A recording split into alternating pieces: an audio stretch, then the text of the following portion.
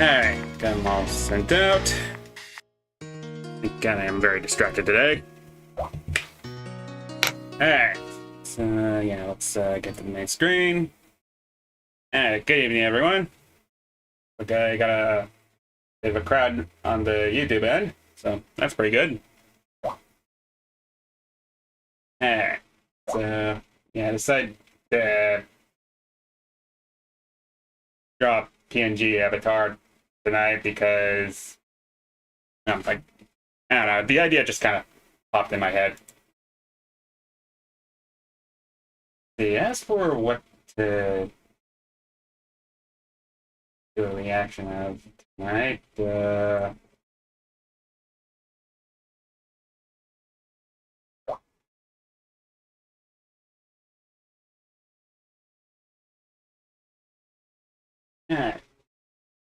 No, actually, I got just the one.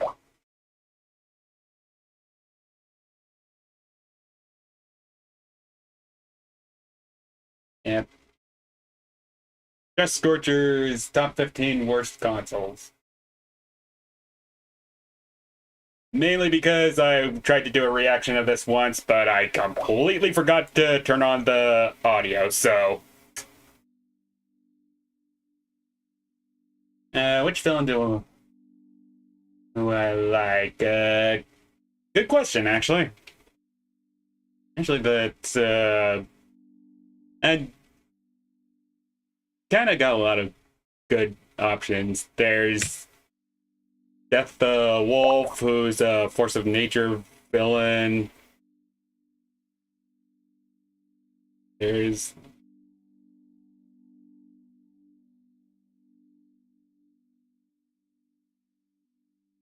N, who's also a tragic villain.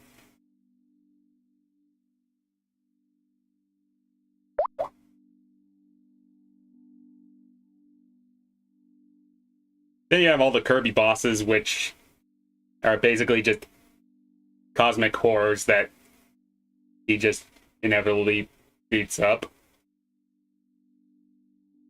Yeah, it's a pretty broad list.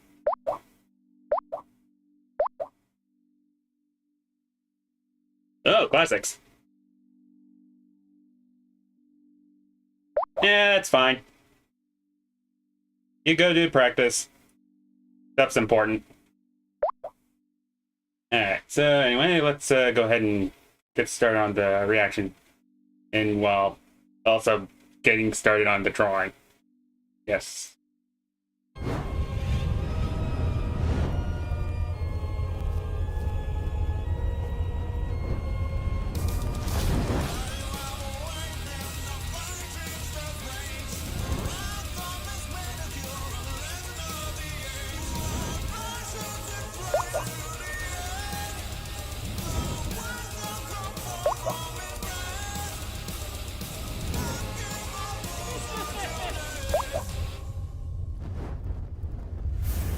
Microsoft, Sony, and Nintendo. Currently, these are the three core console manufacturers. Since the early 2000s, their battle has defined generations of consoles. With them being household names, it's easy to forget that there have been plenty of other contenders in the ring. I wouldn't blame you for not knowing about a lot of these, considering how short-lived they were. Of course, there's more to a console than just bad games, since having bad games doesn't make a console automatically terrible. There are several more factors. Before we get into the metrics which we'll be measuring these by, a few ground rules. 1.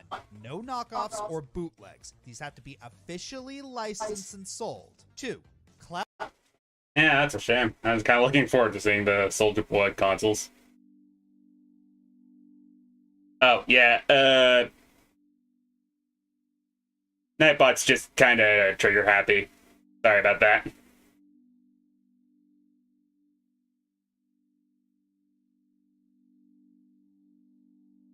Worst part is I have to deal with Nightbot's antics, so...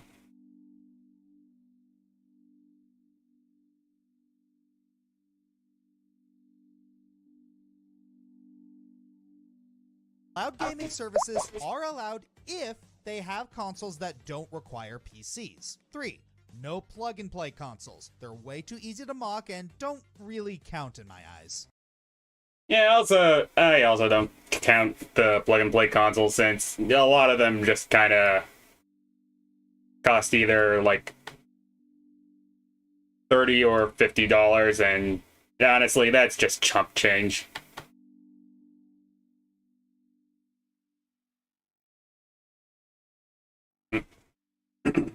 As for the criteria, oh boy, take a seat. 1.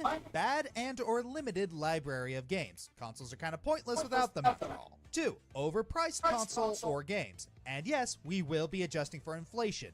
A lot. 3. Bad and or deceptive marketing. Marketing is far from easy. As you'll see though, some people really try hard to suck at it. 4. Bad hardware. Pretty self-explanatory. Bonus points for bad controllers. 5. Bad business practices like corruption and such. Once again, pretty self-explanatory. 6. Lack of standard features for the time. Lack of backwards compatibility, bad online if offered, etc. 7. Bad production.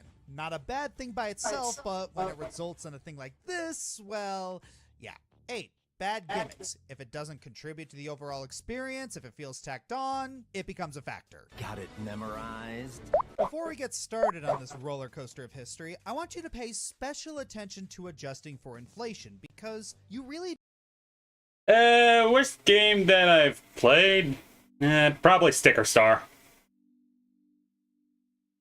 Yeah, definitely Sticker Star. I mean, it's not just because it's, disappointing follow-up to a franchise I enjoy. Legitimately, even barring that, it's actually just a really bad game in general.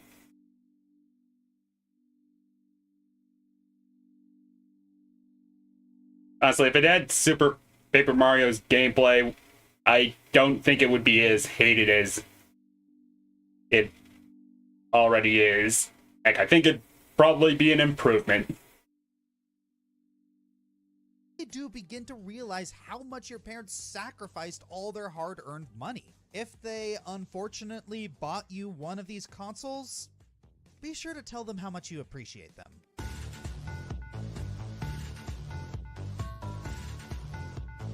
Say what you will about Nintendo, but back then, they've always been consistent with their production goals. They may not milk the console scene as much as Sega did, but with what few platforms they had, they made the most out of it. Of course, for every hit system, there's gotta be that curveball that threw them for a loop. Enter Virtual Boy, Nintendo's dinosaur age headset console, advertised with the eye-catching gimmick of experiencing games in 3D. Now, to its credit, the Virtual Boy does have some good games. A few decent platformers, puzzle games, and even some first-person games that take advantage of the virtual reality concept. Here's the problem, though. Most of these games hardly make use of the console's gimmick of experiencing virtual reality. Instead, it often capitalizes on depth gimmicks to give us an illusion of 3D, even though these can be done on any other console and still look the same. So really, all you get for playing these games on this system specifically is a migraine and a half. Yeah. Yeah, I actually do have to ask, James Rolfe, aka the Angry Video Game Nerd, mentioned that, suggested that Doom be ported on the Virtual Boy, but would it really have helped the system at all? Probably just be a shoddy Doom port.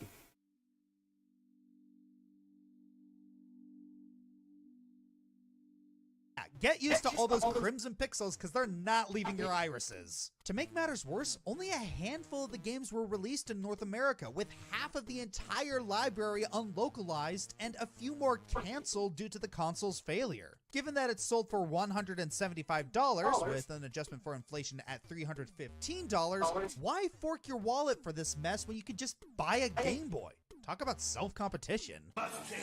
Maintain dominance! Not a chance. My mind stronger than you.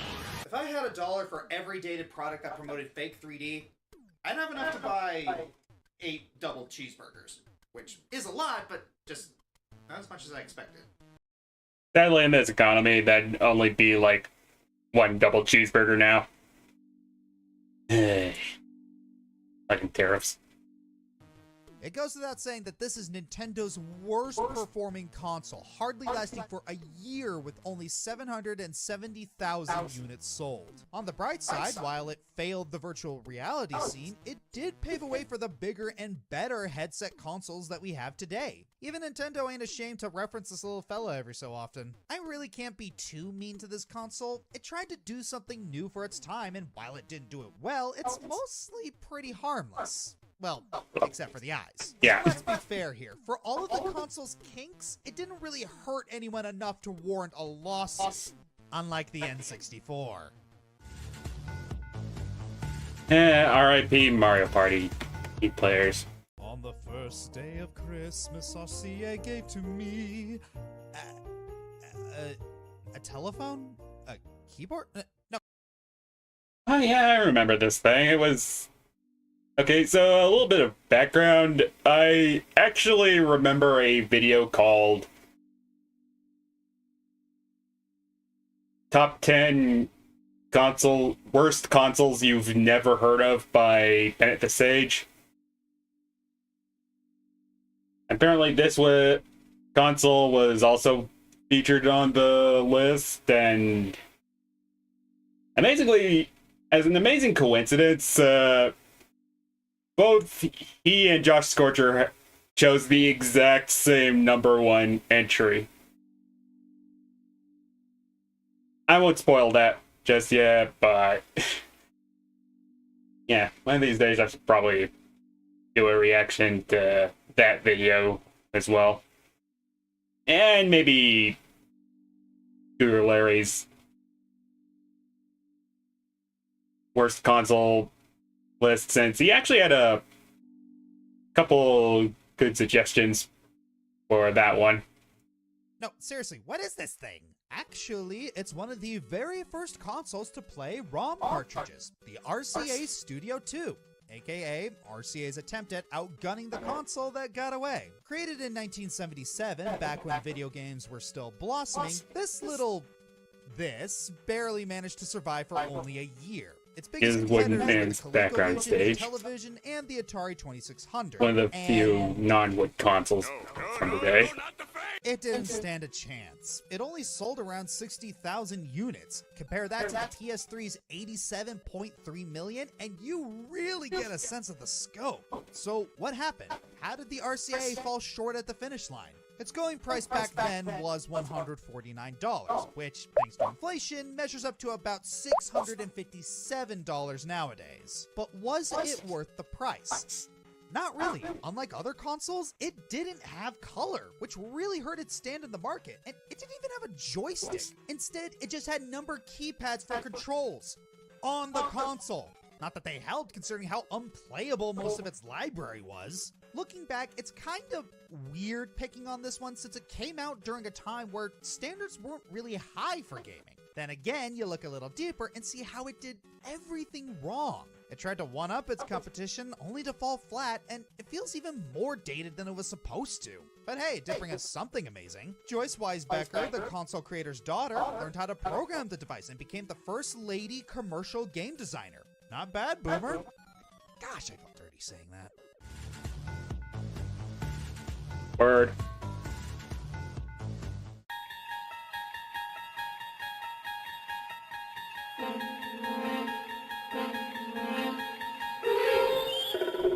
You strap this console onto your head and look into the screen. Within is another dimension. A dimension of empty ideas, stiff animations, and nauseating visuals. You're moving into a world that makes you question why you even trusted Tiger Electronics to make a worthwhile product to begin with. You just crossed over into the R-Zone. Oh man, this console's fucking hilarious. Tiger Electronics' attempt to compete with Nintendo on the VR scene back in 1995. It even has its own brand of scorching red, eye-frying games. Except, Yeah. A discount Virtual Boy.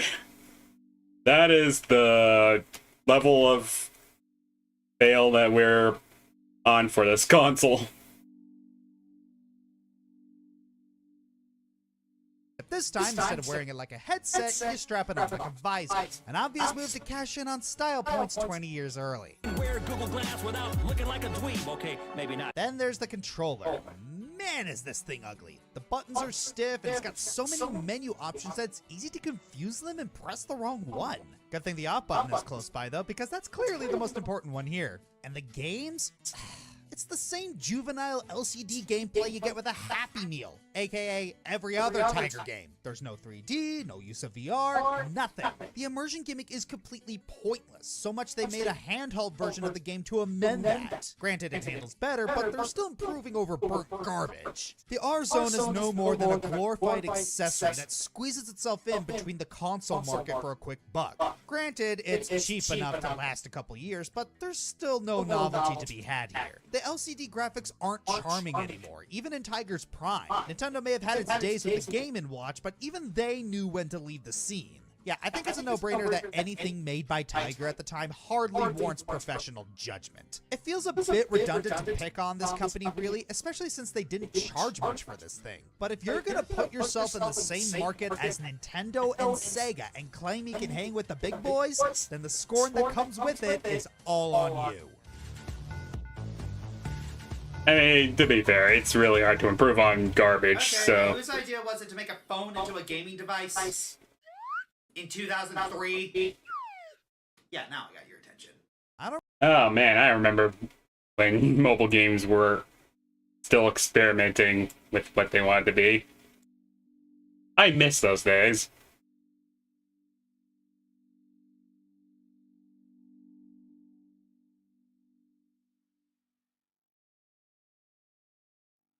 We went way too hard on the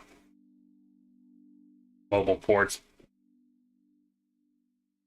I don't really know what spurred Nokia to get into the gaming game, but it didn't really work out well for them. They were one of the top mobile phone developers at the time, and because the game Snake was preloaded onto most of their phones, they became one of the first pioneers of mobile gaming. Too bad when it came time to create a console that appealed to adults and to defeat the kid-centric Game Boy Advance. Seriously, that was their ideology. They would sink at the first hurdle with the N-Gage. Here's the first problem. They made the buttons the same as a normal mobile phone at the time, and anyone my age or older knows that those buttons barely worked for a phone, never mind a game console. Second, battery life made an iPhone's battery look like a nuclear power plant. And the third and most prevalent and important problem, you looked utterly ridiculous using this to take calls because of the mic placement. Even though it was 2003, years before viral mockery hit the mainstream, the internet memed pretty hard on this side talk and talk. Oh, speaking of memes, here's a very infamous fact about the Nokia N-Gage. If Guru Larry's apparently to be believed, the console was actually modeled after the infamous Goatsy image. Not gonna unsee that once you actually look at it. That does paint the question how no one caught it back then. Now, while you won't get gas from eating this thing, it does make you queasy thinking about Nokia's marketing. Like I mentioned, they thought it would be an alternative to the kid-friendly Game Boy Advance and SP, but it didn't make a splash. So much so that Well, it certainly wasn't modeled after anything kid-friendly. Nokia completely mixed up the shipping and selling numbers. They shipped 400,000 copies and only sold 6,000. But they told everyone they sold 400,000 and later admitted that they were wrong.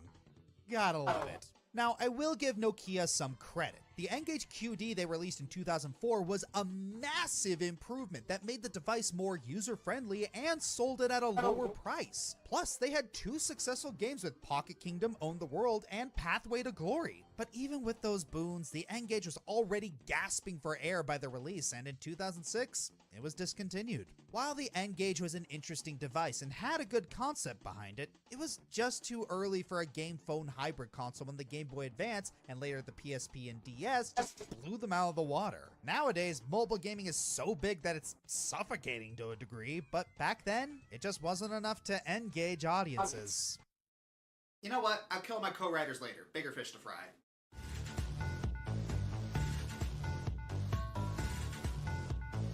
Okay, guys, I gotta be honest. The name of this one is really fun to say.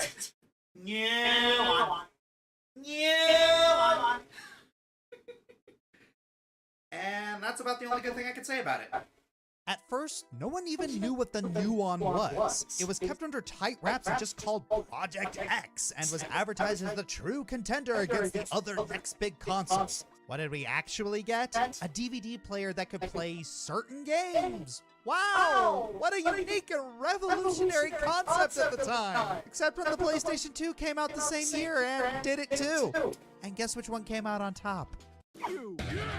No, the other guy, the one in the hat. Hey, I have a hat. Yeah, VM Lab's ambitious little science project didn't stand a chance against Sony's juggernaut. But why?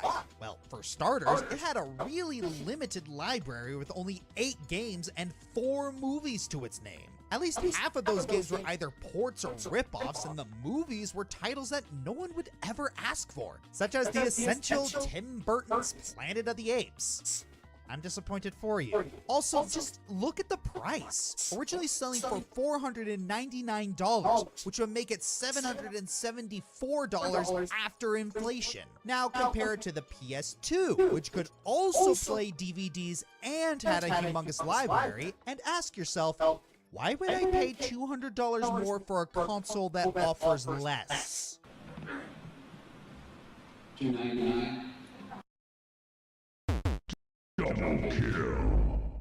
Holy Turns out shit. a lot of consumers asked that same question, hence why the Nuon only lasted about 3 more years before it was discontinued, just after VM Lab's closure. Kind of a shame. It had a few decent games and wasn't really broken, but that's a circle of progress, unfortunately. Still, bummer to say. Yeah, Yeah, at least Tempest was pretty okay. And hard to screw up Tempest. Okay, the next console is the Pippin. Pippin? Thought we were done with musical theater. No, Bandai created a console called the Pippin. So, nothing to do with the musical. Gosh, I hope not. You know how Nintendo and Philips worked together to make a console? Well, Apple and Bandai Namco did the same thing back in the 90s, and theirs was almost as bad? Pretty bad. The Pippin... You know, interestingly enough, I only know about the Pippin because because it had a remake of an old childhood game I played. It's a relatively obscure one called Journeyman Pegasus Prime. It's an old point-and-click adventure game. Sequels had FMV cutscenes. But it adds a lot of nostalgia for me. I never really played the sequels.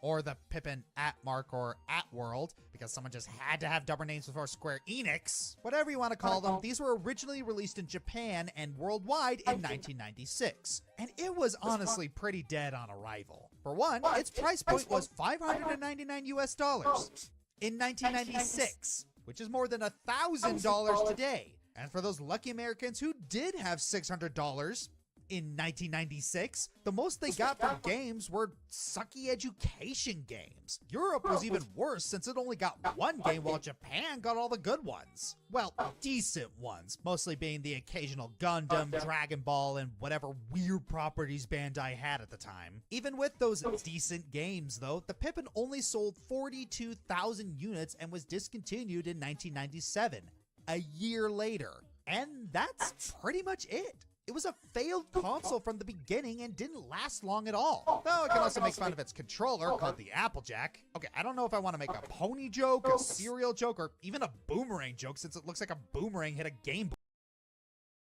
You could go with Sony's old console, old controller design. Or the, well, for the PS3 anyways. Anyone remember the boomerang controller concept? I think we dodged a bullet with that one.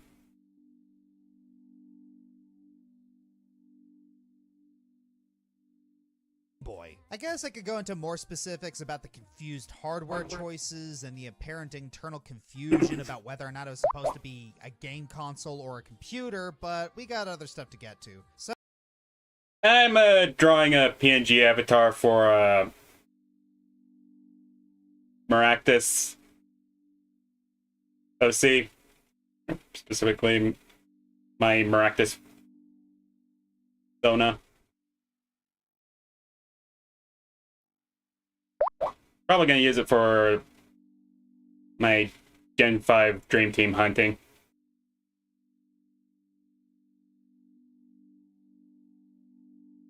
Ah, thanks. It'll probably look better when it's done. So, yeah, the Pippin is not only a bad console, it isn't even that noteworthy either. The most respect I can give it is sending it conclusion, stick with getting a gaming Mac. Throw yourself in next time and rid us of your stupidity.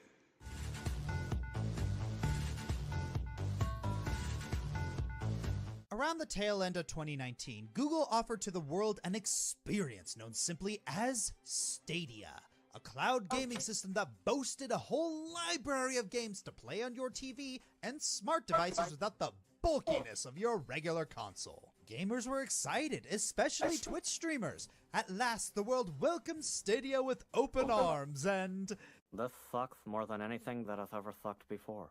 it bombed. Big time. This absolutely terrible launch really highlighted Google's poor marketing. It barely explained how to get the Stadia working properly, and instead, all we got was this really bizarre, misleading commercial that kinda dunks too much on other console gaming options. And that's not even getting into the controversies with Oh man, I remember this.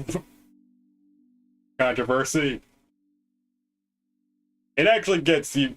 I'll probably elaborate on a little fact once the streamers. Not only do you have to jump through more hoops than usual to get it working, but get this. The creative director for Google Stadia, Alex Hutchinson, said that people who stream video games, and I quote, should be paying the developers and publishers of the games they stream. You're an idiot. Oh, another interesting fact that Alex Hutchinson actually said this while having his ex-profile pic use artwork of a game he was not part of and was drawn as fan art for a Let's Play for Jacksepticeye. Yeah, that's the level of disconnected we were dealing with. Still, it's not the worst thing Google ever put out. There's still Google Plus. Surrounding circumstances aside, let's look at the system itself. That library of titles, really limited, and you have to buy them from the Stadia store on top of the $10 a month for the system. And that's barely worth the price since you can't play it properly without a strong enough internet connection. And the graphics are barely up to snuff, especially if you want to try and stream it. Heck, this thing didn't even have a search bar until 9 months after launch. Google did not have a search bar. And notice Google refuses to publish their official sales numbers. Makes it kinda sus if you ask me. If I had to make an educated guess, I'd have to say as of May 2021, around 2 million. Look, I get what they're trying to do. Make cloud gaming more popular. We've seen this attempted before with services like OnLive or PlayStation Now, but it seemed more like OnLive walked off so that the Stadia could run and trip on its face. Seriously, why would anyone want a convenient and spacious console that barely works when the bulky consoles like the Switch? We could go deeper. That was an Inception joke if you didn't catch it. I wouldn't be surprised, actually. Yeah, I didn't watch Inception either. Switch or PS5 actually function. And the most surprising part of all, at the time of this video, the Stadia is still alive. It's dead now. Yeah, I know. Easy joke. Well, he will be soon. He's very ill. Yeah, Google, who have a history of murdering a lot of their products that aren't profitable, is actually keeping Stadia alive. That very strongly suggests it's still making them money. It might not make sense, but we probably just don't have all the info. Like with Fallout 76, you'd think that all these controversies, obvious problems, and core fundamental issues would be a money sink, but the evidence is clear. People are still playing and enjoying it. Who knows? Maybe this means they'll get better over time. After all, the PS3 proved it can be done. It's too soon to tell, so we'll just have to see if the Stadia can be saved. Or if Google will, once again, pull the plug.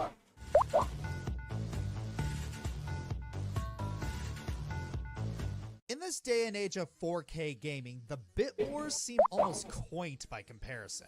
It can be easy to take for granted just how big the leap from 8 to 16 was. So when the Jaguar proclaimed itself to be 64-bit, it was a pretty big deal. Was it truly 64-bit? Well, the answer is debatable. Some claim it wasn't actually 64-bit, just two 32-bit processors working in parallel. One thing's for Ah, yes, the classic.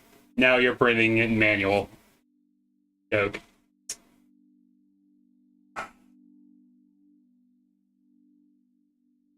Thank God I have ADHD and continuously need to multitask.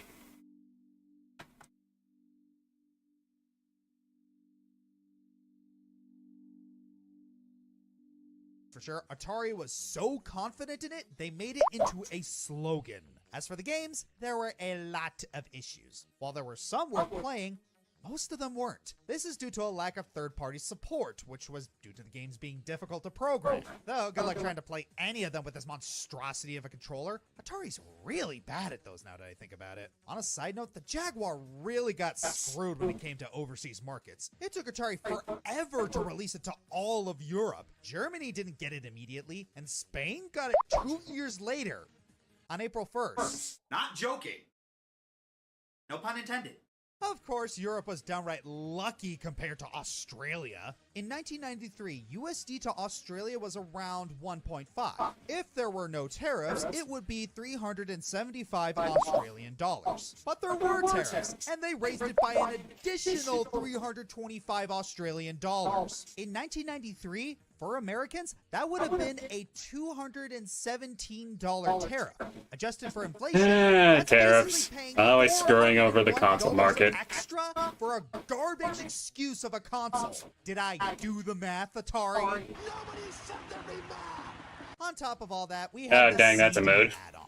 Throughout gaming history, console add-ons have seen mixed results, especially when you try to give an add-on to an already struggling console. Given the Jaguar wasn't that great of a system, I'm pretty sure you can figure out how this went. Toilet jokes aside, the Jaguar CD was a mess. Due to a cavalcade of hardware issues, mostly coming from the processors, trying to get one of these to work was an endeavor. Not that there were Interestingly, Spoony One actually got one to work, and he listed all the problems. Hilariously enough, it could fail with when the CD drive isn't connected, which sometimes it usually is internally.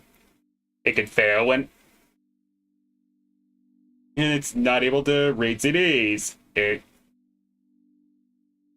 In fact, it could basically fail at the drop of a hat.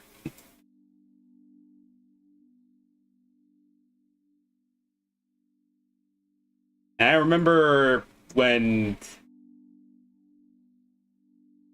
the EVGN reviewed it, he actually sent it to a console modder, and he couldn't even get the thing to work.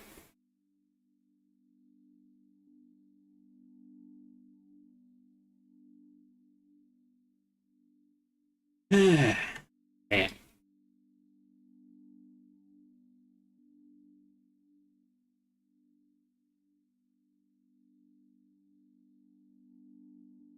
was really much point given that there were somehow even fewer games on it. Bottom line, the Jaguar failed at nearly every turn. It was intended to bring Atari into the modern era. Sadly, all it did was just toss it into the toilet.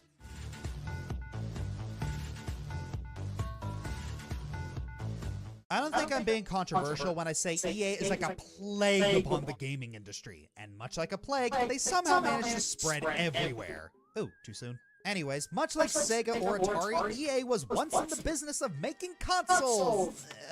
Sort of. The founder of EA, Trip Hawkins, stepped down as EA's CEO, and the 3DO was created through a child company, the aptly named 3DO Company. However, Hawkins was still serving as EA chair at the time. Does that count as this being EA's console?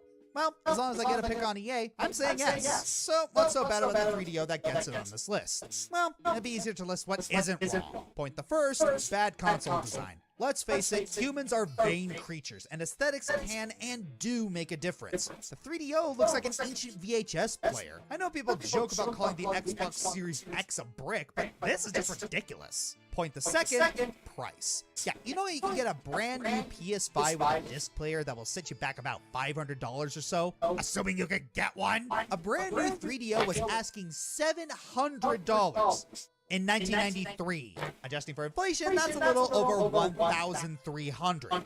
Yeah, I don't know what they were smoking either. Point the third, marketing. I mean, to be fair, actually 9 different. Yeah, this one I was like, okay, this fact I actually was surprised to learn. Consoles produced by 4 different manufacturers, and that each 3DO's availability was determined based on your location, and that each 3DO had different specs? No? Me neither, until everyone on the writing team did research for this entry. There was also a promised online function that never came to be. The only redeeming feature of this mess of marketing is that none of the consoles were region locked or had copy protection. Of course, that also made it much easier for hackers to homebrew the 3DOs to high heaven, but... I mean, yeah, that's kind of the... when I was about to allude to. It's expensive, sure, but you don't need to pay for games anymore. Technically speaking.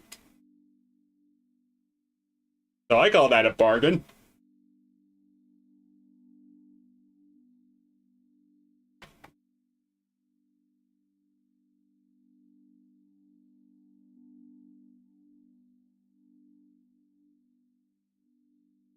Oh, thank you. It'll definitely look cuter once I finish it.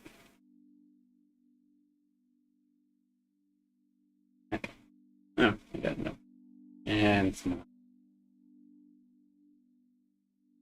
but it could have been much worse. Point the fourth, hardware. You know, for a time, the hardware on the 3DO that the world was presented, the Panasonic FZ1, was actually pretty advanced. However, this doesn't save it from some absolutely boneheaded choices. You know how PS2 only has 2 controller ports, but you can get splitters you can put into the ports so you can have up to 8 people playing? Well, someone on the 3DO team thought it would be a good idea to have a single controller port and then have additional controllers connect directly to the first controller. Point the fifth, games library. A console can be I can see great plenty ways ways to for bread, but there's nothing daisy to chains play on it, to and go it's just a wrong. lump of plastic. Unfortunately for the 3DO, it launched with only a single game, and its library didn't expand in leaps and bounds from there. The console has a pathetic shallow pool of exclusives, and even its list of ported games isn't exactly the Marianas Trench of possibility. Adding on a liberal license policy that allowed games like Plumbers Don't Wear Ties to exist and be sold on the thing, there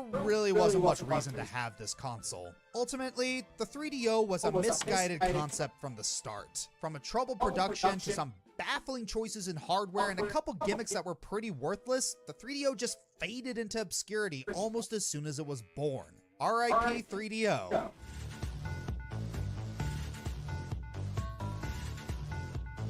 Sega consoles, boy are we in for a treat. While Nintendo is actually doing the smart thing and making good games for their systems, Sega thought they could outplay the competition by making lots and lots of consoles. It's no surprise that most of them blew out their lifespan due to a lack of good games, and the worst offender of that goes to the CD and 32X add-ons. The Sega CD is supposed to be Sega's way of taking a step forward with game consoles, with games running via discs instead of cartridges. While it's not a bad direction, since consoles afterwards did adapt to it, it still runs the issue of complicating the Sega Genesis by being an add-on that doesn't provide you with many worthwhile games. Most of its library is just FMV games with choppy visuals and non-existent gameplay. Even with the few games that hold up, is it really worth paying for a console this expensive? Especially when its tech doesn't even age that well anymore? Not really. Oh, but that's just scratching the surface. Following up is the 32X, yet another console extension with barely any good games to show. What it does have to show is a million power adapters to plug in just to get it to work. Oh, and guess what? It costs a lot too. So add this alongside the Sega CD on top of games made to be exclusively played with both add-ons, and you're paying over $500 for console price with an inflation of over $970. That's like paying $800 for two separate 360 plus add-ons nowadays. I mean, in all fairness, this console did have plenty of good titles at the very least. I mean, there's the Knuckles Chaotix, there's Tango, I believe it was called. There was also the... Can't really remember. Actually, I can't really remember a whole lot of them.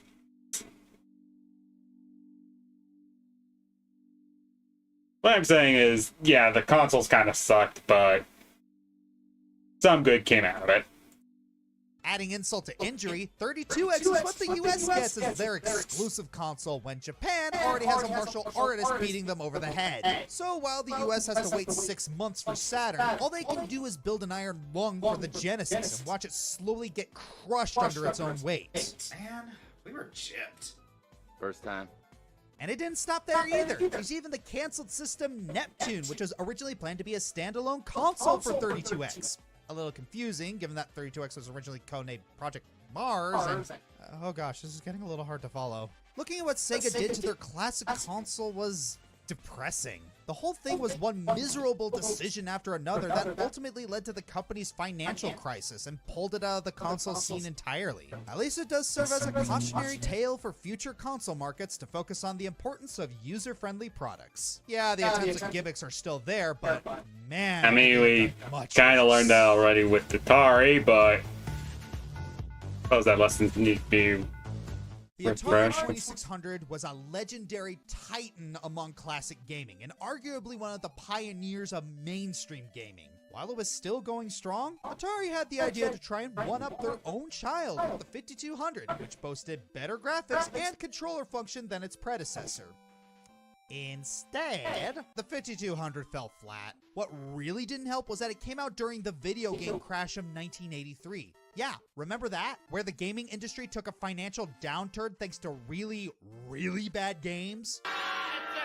I mean, if you were in America anyways. In the UK, the market was still thriving. Yeah, and Japan. Also Japan.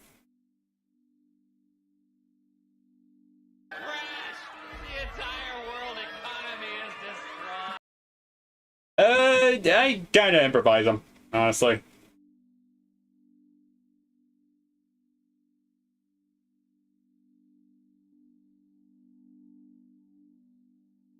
Of course, the real issues came from the console itself. For starters, look at this thing. It's enormous and bulky. It looks more like a fax machine than a gaming console. Don't get me started on the controller. It was incredibly fragile, really uncomfortable to handle, and it looked more like an old school cell phone with a pause button? All my life, leading up to... Oh man, remember days when that was actually a feature? You don't? Christ. Just ask that to a boomer and they'll probably be depressed.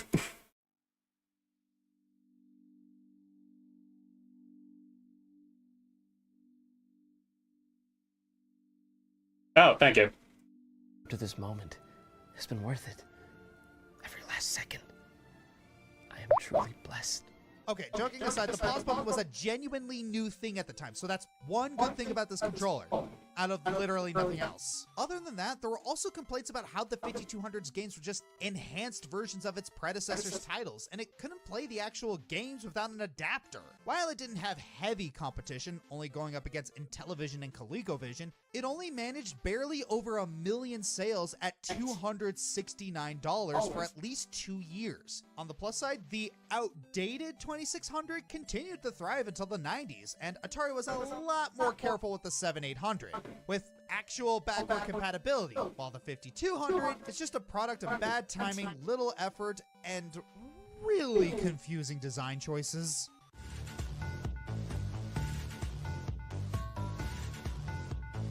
We've talked about a couple handheld consoles on this list, but what happens if we talk about a console that was an Android console, but not handheld? Yes, I am sane. Yes, what I'm talking about is real. Yes, I will get to the point and talk about the Ouya. The Ouya was an Android micro console released Ah, Christ. I remember actually contributing to that Kickstarter. I'm honestly thankful he didn't bring up the infamous Ouya commercial.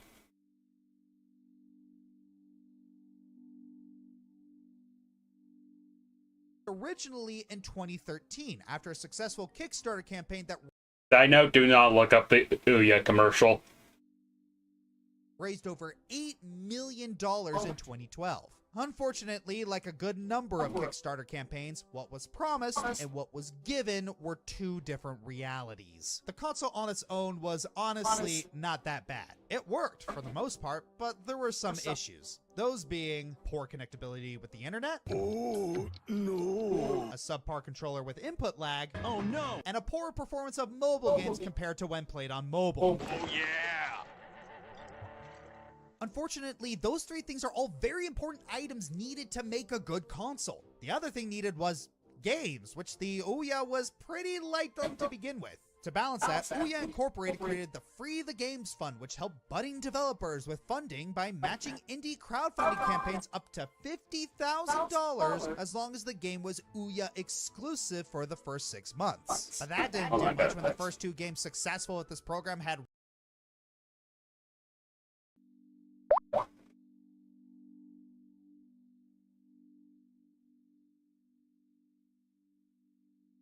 I will be right back. My dinner's ready.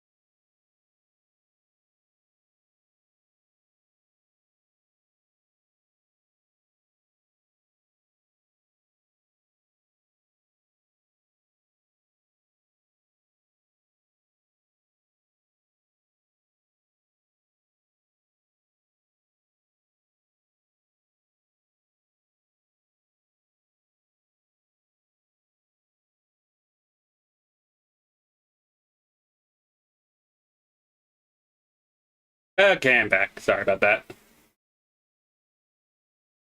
Alright. I've eaten, so I think I am going to keep going. Let's see, where was I?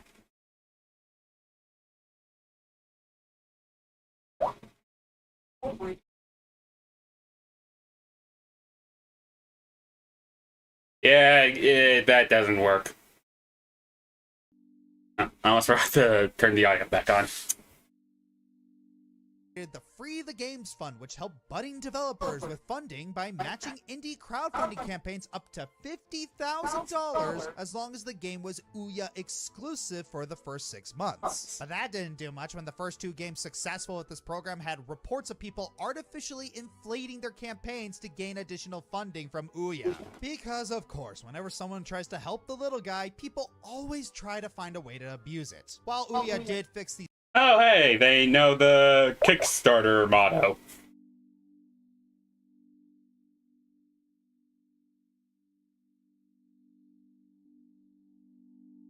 issues with the fund, it didn't help their gaming catalog that much. So despite the Kickstarter, the console itself only sold 200,000 units and was deemed a commercial failure. In 2015, the console itself was discontinued and its assets and staff were sold to Razer, who eventually killed the Ouya completely in 2019. This is kind of unfortunate since the Ouya actually had a good premise with a way to make gaming accessible and cheap, and that anyone can make a game for the system without a license. Kind of like Steam.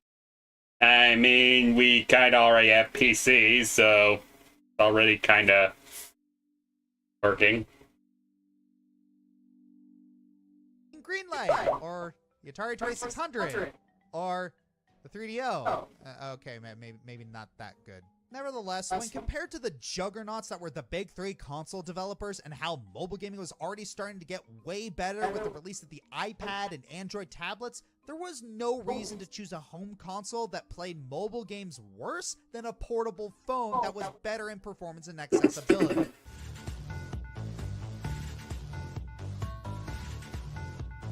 When it comes to dedicated handheld gaming, Nintendo is the undisputed king of the market. While some territories do better than others, as a whole, their reign has remained unbroken. So whenever a new competitor tries to enter the market, it usually doesn't go over so well. And nowhere is this more evident than with the ill-fated Gizmondo. Originally conceived as the game track. Oh yeah, the game console, who is only known for their CEO being connected to the mafia. And that is the only thing you'll ever know about this console.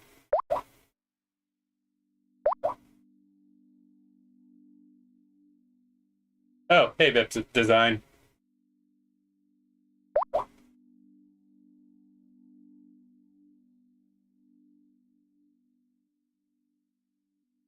By Tiger Telematics, Gizmondo was hyped to hell and back with plenty of promotions and secondary features. As for the games, there were a grand total of 14 of them.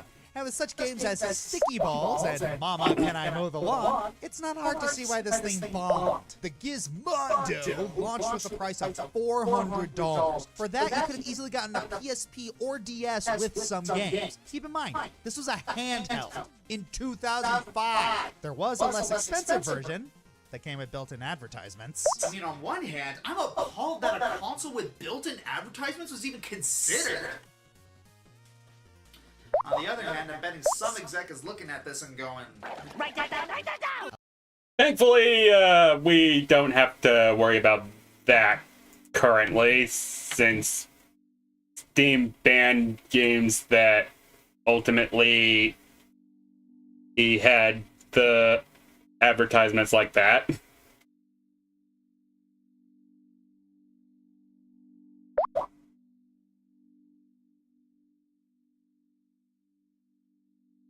Don't think they'll ever enforce it, but the gesture's nice.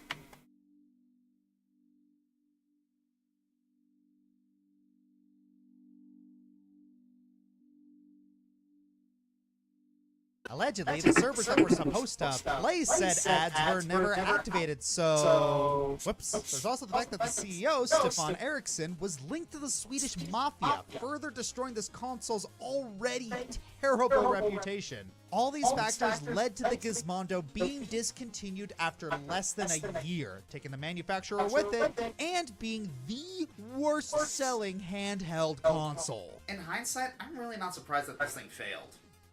It used the same narration as B-movie. According to all principles, it's too heavy for its wings. It just yeah, internet meme. But no one has told this to the Bumblebee. So it flies and flies. He doesn't care much about principles, do you? You like jazz?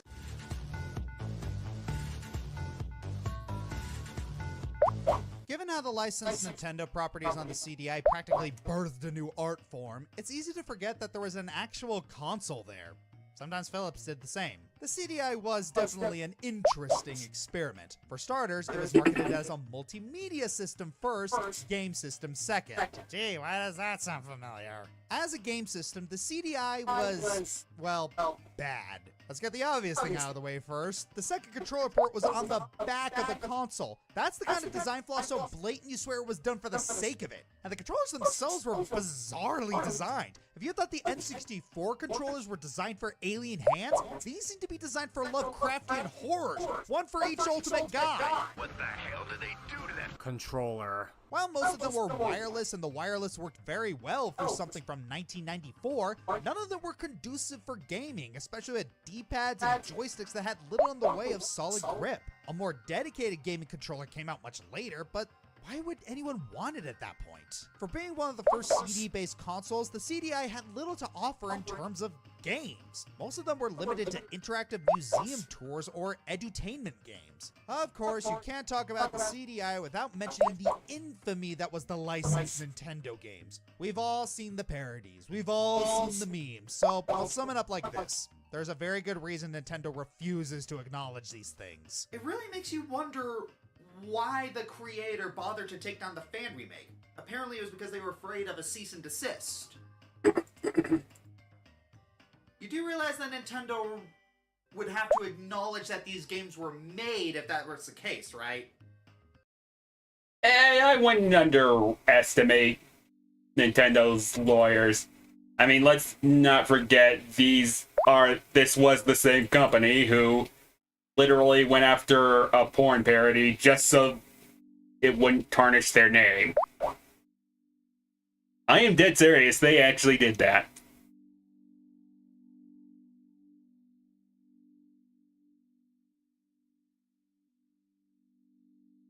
The interesting thing about the CDI is that while it didn't do so well as an actual game console, it was still used in other ways, mainly as, well, a CD player. There were even classes of CDI.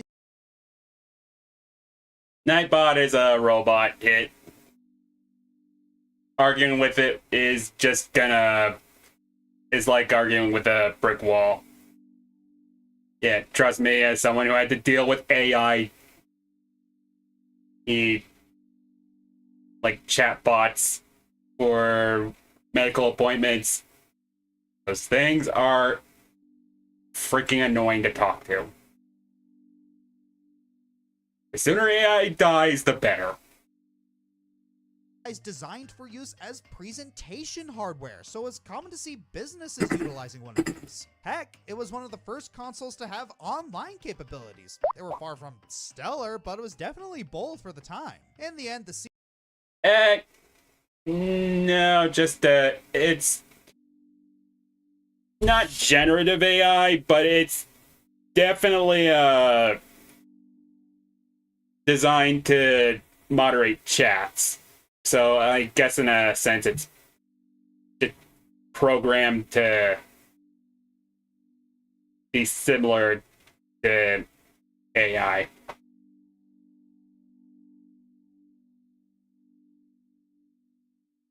CDI, while it did find a home in other formats, it was a pretty sucky game console. It was a nice beefy piece of hardware for the time, but it couldn't decide what it wanted to do or be. It tried to do...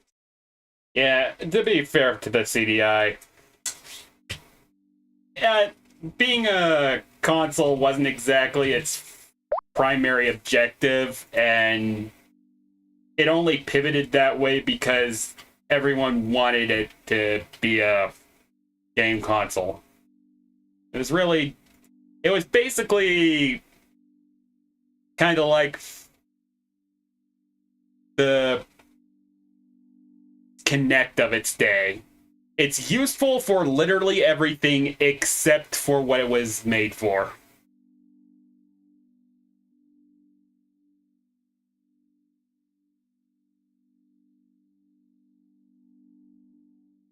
Oh, that's cool.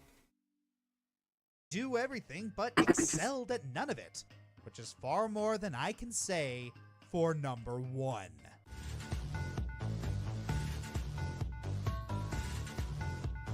Steambox wasn't great, but hard to say it ripped people off more than others on this list. PlayStation 3, one of the worst console launches and marketing campaigns, severely damaged Sony's reputation. Took forever for it to recover.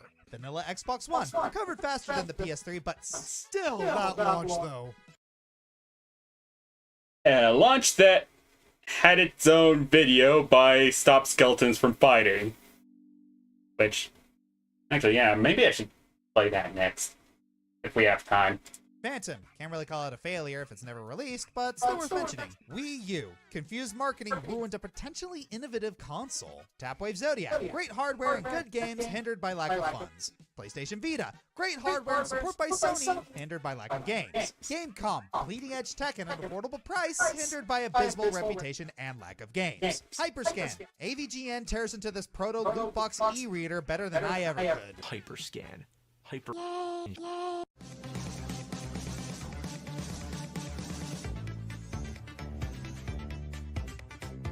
This is it. The worst console of all time. Worse than the Stadia. Worse than the 5200.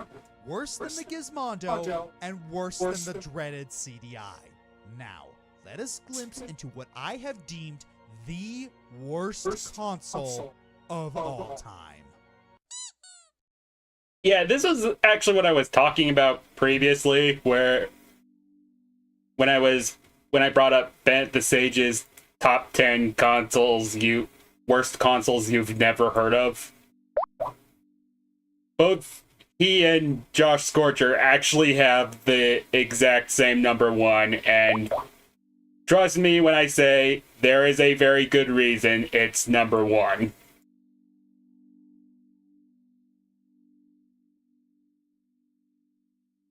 Do not be fooled by its commonplace VCR appearance. Strap in. This is the Laser Active. It was Pioneer's answer to the console that, at the time, was what they thought their greatest competition was. The Philips CDI. If you think that's funny, well, I hope you have a taste for the dark and or absurdist kind of humor, because otherwise we might see Twitter get it canceled. Remember how expensive the 3DO and Pippin were? Well, this was way worse. The base console on release was $900 in 1993. And you... Yeah, that's not an exaggeration, by the way. $900 in 1993. Even nowadays, that is a massive freaking price tag.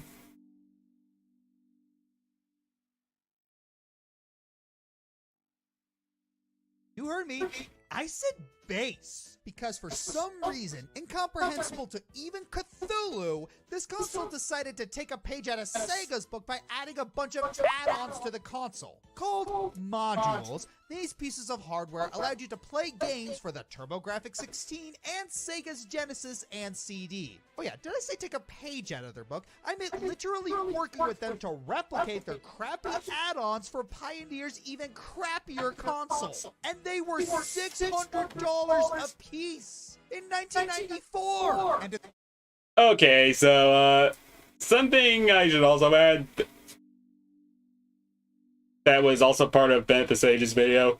Apparently, not only were those modules ridiculously expensive, You needed them to actually play the console. Yes, really.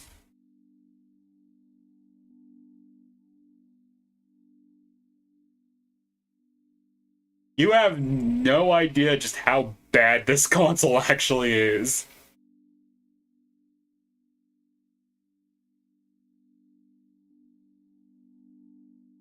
If that's good enough for you to make this the worst console, I'm not done. There were even more module add-ons. There was a module that cost $350 that allowed you to play karaoke games. Compare that to the Guitar Hero World Tour bundle, which had a game and a full band set that cost $189 in 2008. There was even a module that let you play floppy disks and supported Mac OS. So the Pippin's here too. But wait, there's more. They even created a 3D goggles module to allow for playing 3D supported games and work with the Sega Master System. And the adapter to use these goggles were sold separately. I swear this sounds really familiar. So not only did this thing use features from 4 other entries from this list and do them all worse, but also sold them at the price of a modern day mid-range gaming PC. Yep, I haven't even talked about the games yet. Most of the games are just quick time event games that required the modules to actually work. And the games cost $120 a piece. Remember how many people were mad about games costing $60 or $70 today? Yeah, you've seen nothing. Well, you're probably thinking with such a high price point for both the games and the console and not much to offer, it wouldn't sell well.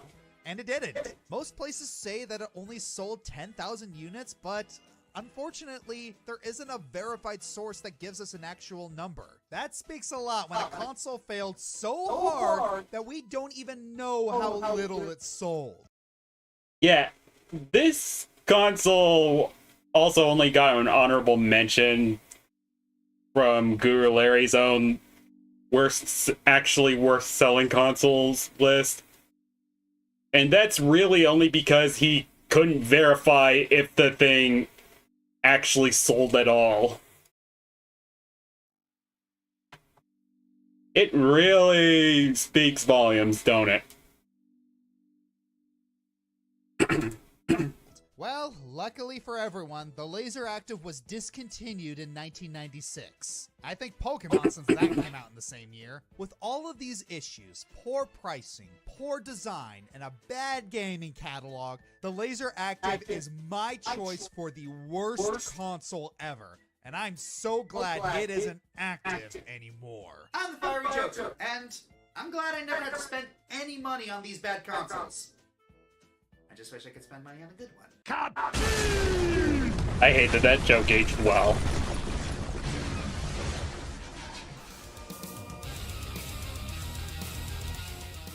Hey everyone, this is Josh. If you like this video, please like, subscribe, leave a comment, and share the video around. Please check out my other social media like my Twitter, Twitch, and Tumblr. Check out my other channels such as Joshua Burner for reactions and other stuff, Dragon Fighter Gaming for tabletop, and Bob Equestria for cartoons. Consider checking below the video and donating to my Patreon, Streamlabs for my merchandise, or becoming a YouTube member. Thanks for watching. Yep, let's also watch, that was the top 15 worst consoles by Joshscorcher. Let's watch the bonus content. Hold on, I think I got it up here. Yep, there we go.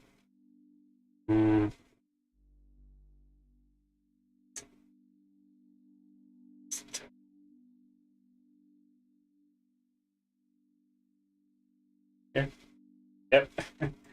We're watching a streamer on a stream. Laser Active. We're going meta. 420,000.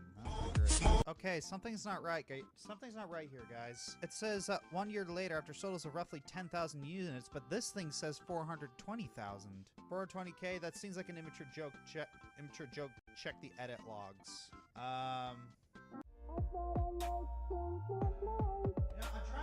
Well, there goes my.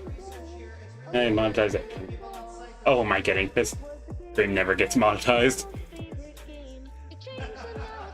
Ladies and gentlemen, we got him. Ah, yeah, gotta enjoy Deep Fried meme songs.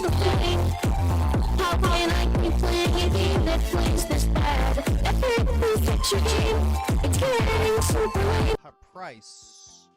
Whoa! In 1993? Oh my goodness! Holy crap! Yeah. No way. $970.93? What was this? Separately sold add-on modules. Interesting. Wow. God. Wonder how much these packs were. What the hey? So, releasing a module for this laser active. You can play Sega CD and Genesis cartridges. $600! Why? Why would you do this? Why would you do this? Why would you do this? Okay. Sega CD plus Sega Genesis. For $600 to plug into this weird laser active console. Why don't you just buy them separately? Sega, why do you constantly, when you make these all-in-one things, why are they always more expensive than buying them separately? That's not what an all-in-one is supposed to do! How did you survive in the console industry as long as you did? You should not have I mean, they survived didn't. this long. To be fair. A $600 freaking accessory. Yeah, Sega does what Nintendo don't. Wastes money. Wolfson, if I were the head of Sega, this was pitching my exact response to you. What are you smoking? Give me some and you're fired. Oh, hey, in real you. life right now? Am I in real life? Is this real life or is this? I'm watching a classic Joshscorcher moment. Yeah, no worries. Gentlemen, I think we found the most expensive console. Do you know what the worst part is? We ain't done with this thing yet. What else? Oh no. There are other pack modules. We're not done, guys. Yeah, we ain't done. Oh my god. There's a karaoke module for $350. Let's see what we got here for $350. Yeah. Realize. $650. My grasp on sanity remains absolute. Yep. A karaoke module for this thing cost $350 at the time, $647 adjusted for inflation. Adjusted for inflation, Guitar Hero World Tour barely cost a third of that.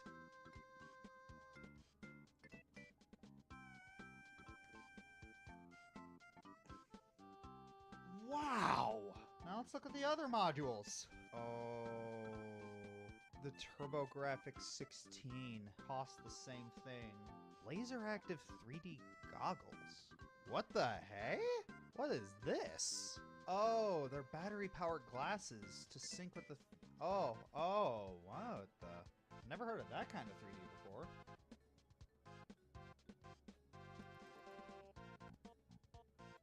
No, wait. I can't be reading this correctly. I have to be mistaken. I have to be. Most of the exclusive games for this, you needed to buy. No, it's a please tell me I'm mistaken, guys. Please tell me you don't need a lot of these modules to play. Oh, no. It can't be. It can't. It's they are not. The designers of this are not that stupid. They can't be. They were. They were competing with the Philips CDI after all. Is that, and there are modules that cost that. If I'm doing this correctly. In order to play games for this, adjusted for inflation, you would have had to pay almost $3,000 just to be able to play games that you could play. Oh my gosh. Yeah, I know it wasn't made And by people Sega, thought the but Sega's PS5 got the Pro was prints a all over it. horrible Sega said console. yes to this. Yes, we are still I mean, it still is, but still. on the laser active. In order to play games on this thing, you needed the modules. So unless Wikipedia is lying to me, and let the record show that, you know, Wikipedia is not 100% reliable, though LaserActive was a better product in many ways than 3DO, it lacked software and the NEC and Sega control packs were too expensive. No!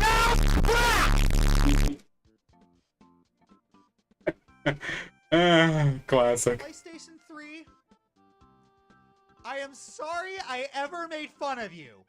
I am sorry I ever made fun of the PS3's price point. It could have... Yeah. Except you, PS5. Fuck you, still. been this. This is how bad it could have got. You know, just looking at all this, you really realize how far the industry has come. Like, just looking at how bad this was, how horrible this could have been. Just looking at what we got now, it really puts things into perspective. It's like, a lot of times you really just don't notice how lucky you are. You never really truly know what you have until you see people that didn't have what you have. And it really makes you thankful for what you do have. We got so mad at Sony for the $599 US dollars. We got so mad for all of this. We get so mad for having to pay $60 for a new video game. We get so mad because of it could be this. It really could. I mean, yeah, it's not great, it's not amazing, but when you put things into perspective, things really could be a lot worse. It was not successful. Very poor marketing combined with a high price tag. I need to put this in the document. Less than 40 games at $120 each. No. No. No. $221 nowadays for a single game from this thing. No. My God. insanity That's a remains classic. absolute.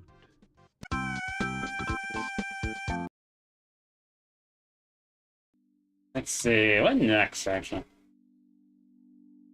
I think the...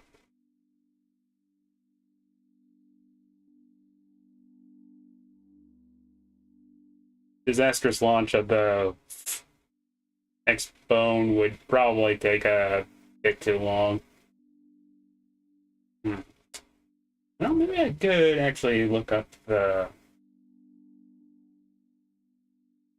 to see if Benefit Sage's worst consoles you've never heard of video is still up.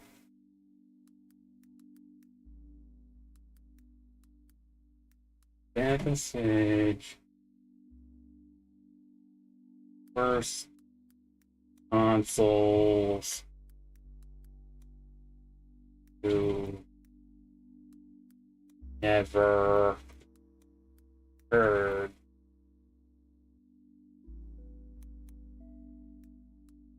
of.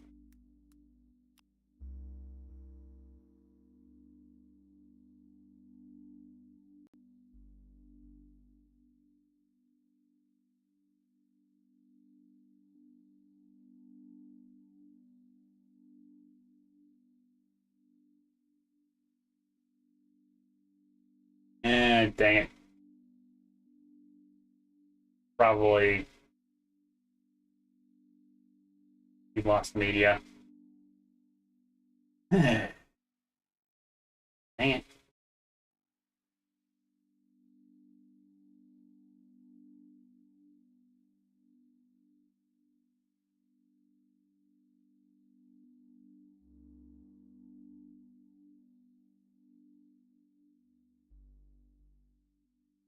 Nice.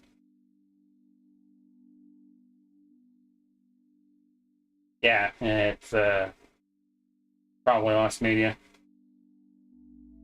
Holy shit, it's 16 years old. No wonder it's lost media.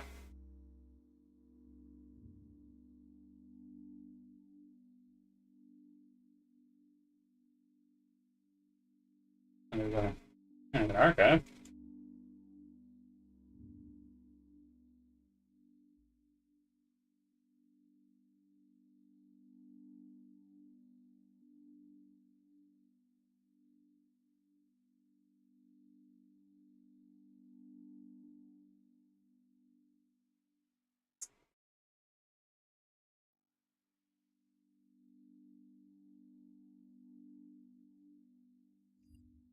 Well, I guess that one's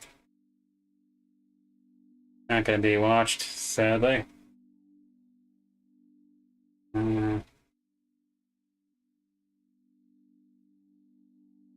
I guess.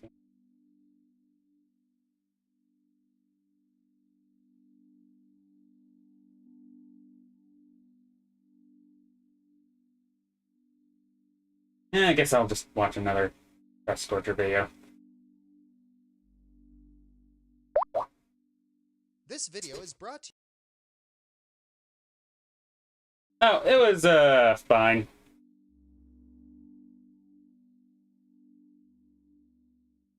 Extremely distracted. Mainly because I was doing offline shiny hunt. But it was fine. Actually, got a shiny Rockruff in Pokemon Sun, so that's pretty good. But anyways, let's go ahead and watch Joshscorcher's recent video of the top 10 worst villain songs. While I go ahead and line and color my PNG avatar. This video is brought to you by Redneck Engineer, custom-built gaming PCs. Yep, still playing through the ads. We're freebooting. It's only fair. And make sure you don't have any coupon clipping extensions like Honey installed or I don't get my commission. Thank you! Hey, you know all those really good villain songs we talked about on the channel? Yeah. Oh boy. Sometimes, to appreciate the truly show-stopping numbers of the notoriously nefarious, you have to remember that the stars won't shine without dust and darkness all around them. Villain songs have a reputation for being the cream of the crop, but that tradition isn't always, consistently kept. Traits of the typical offenders are horrendously elementary and non-threatening lyrics, mediocre melodies, and overall trash storytelling that detracts from the actual flow of a given plot. All categories are eligible for this list, except fan-made villain songs. We're only going to be constructively criticizing professionals here. It's worth noting that, yes, a bad villain song in a piece of media with bad music is, well, bad, but it can be that much worse when the quality of the song is a significant... Oh, hey, Mochi.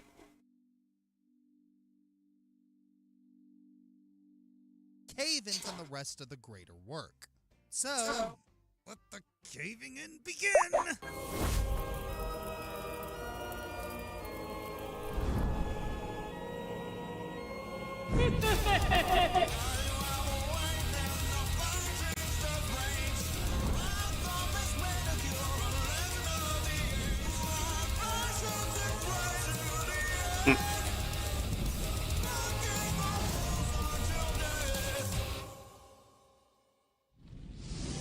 It's all a good doggy.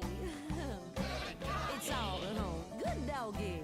Picture this. You wake up one day and you find that on the news, a natural phenomenon is threatening life as we know it, and everyone is ordered to stay inside until the government figures out a way to protect its citizens. Political unrest ensues, people begin to blame their neighbor, and society falls into chaos as fear corrupts the minds of the entire nation. I don't know, that just sounds like an average Tuesday in Los Angeles. And the only one that can stop it is... SpongeBob SquarePants. words. Wait, what? I'm SpongeBob. Yep, what I just described to you is basically the plot of the SpongeBob musical, first written and staged nearly a decade ago. You know, I thought VeggieTales was the PG Simpsons. Admittedly, the musical itself is pretty goated. It provides a positive message that none of us knew we needed until 2020, and the songs are mostly very good. I say mostly because the weakest song is arguably Plankton's villain song. When the going Well, gets Schaefer else would disagree, but wouldn't be the first time. Bikini Bottom into loving his chum.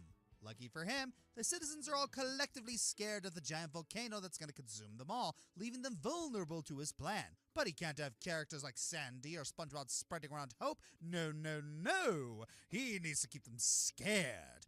And how does he plan to do that? With rap. Oh, brother, this guy stinks! I know this pick might be controversial for some, but wordplay is often what matters most in good rap. What we got here is like a boomer writing their first rap song. Oh, about that, you know how each song in the SpongeBob musical was written by a different artist in the music industry?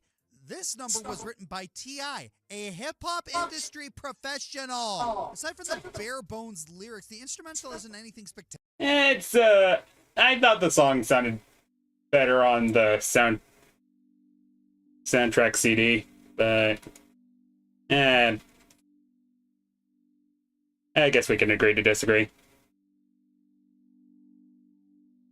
Spectacular either. Sounded like T.I. just used the default hip-hop beat in Logic Pro. You know you're doomed when your rap song opens with... Or maybe this is all just a brilliant testament to the fact that Karens don't understand rap. Heck, Plankton doesn't even give two shits about the volcano. It's just a means to get to his usual I want revenge against crab shtick. You mean my Persona? Don't exactly have lore for it yet. I might eventually, though.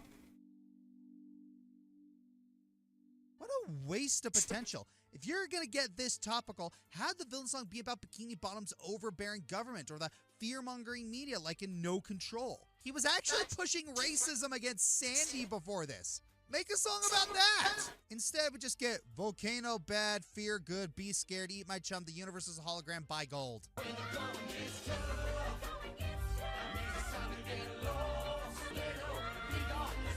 It's a shame because hip-hopping Broadway musicals can work. Oh, hello, Lynn. How'd you get here? But when the going gets tough, it's just an eye-rolling waste of an opportunity in what's otherwise a solid musical. Good doggy. It's all at home. Good doggy. I'm the fucking Joker. I make fucking cool jokes. Joaquin Phoenix's Joker. An intense, emotional, almost realistic look at the iconic clown prince of crime's descent into madness. Part of me wants to argue that it feels weird having the Joker without a certain masked foil, but on the other hand, the solid story in Phoenix's performance really helped give this movie a leg to stand on, really cementing how not just one, but several bad days can turn an average Joe into a monster. And then it got memed to death, and everyone just... And the director ultimately, he made a completely shit sequel because of that. Okay, in reality, he just wanted to make a really terrible musical for reasons unknown. But still. Wonder how many bad days people had when the sequel came out. Yep, because money talks, they made a sequel, Joker 2, Foyer à Deux. And it's what I'd like to call a jokebox musical.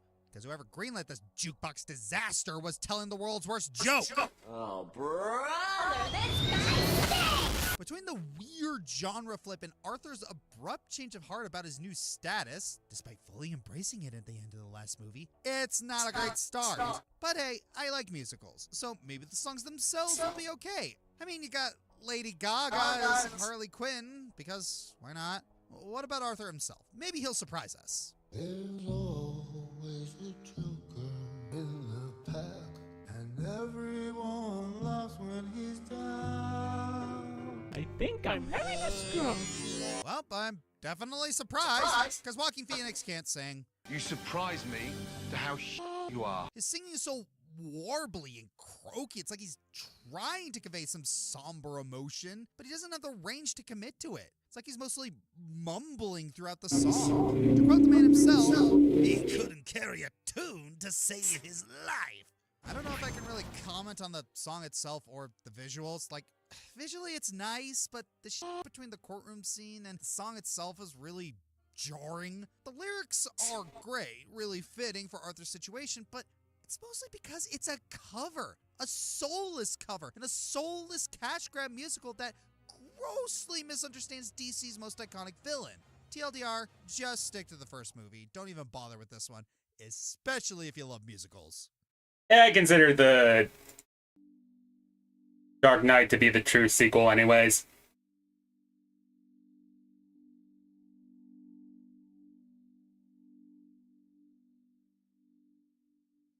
Good doggy. It's all at home. Good doggy.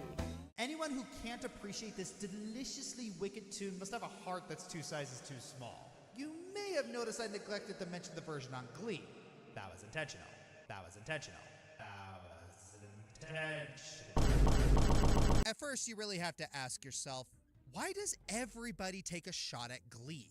They remember that the show is literally everything people hate about jukebox musicals. Its soundtrack consists entirely of covers, and to say that they sound royalty-free is an insult to royalty-free artists. And of course, for their Christmas special, A Very Glee Christmas, they paid homage to How the Grinch Stole Christmas. For context, Sue Sylvester, the Betchy cheerleading coach, decides that she's gonna rig the faculty's Secret Santa gift exchange so that she gets all the presents. She does this in a Grinch costume with Becky as her Max, and that's when we get Sue the Grinch. You're a mean one, Sue the Grinch.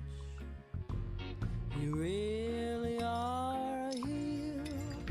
You're as cuddly as a cactus, you're as charming as an eel, Sue the Grinch.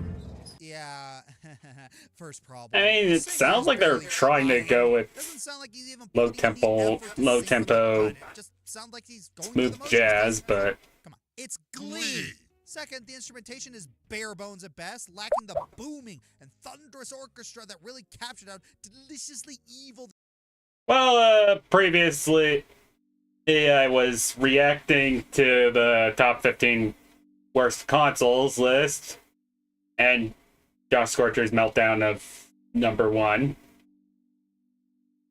Now I'm reacting to the top 10 worst villain songs because the video I wanted to react to next I couldn't find anymore.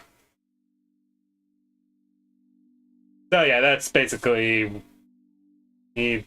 TLDR, Alex. The original Grinch was. I go so far as to say the instrumental sounds like a MIDI orchestra, but that's too generous even for this song. Gone is the desire to sing along when you hear the seasick crocodile. And in its place is an electric guitar riff that's all teasing with no climax. I can't stress enough just how in one ear, out the other this version of the Grinch is. Seriously, just listen to the original Thurl Ravenscroft version side by side with the Glee version.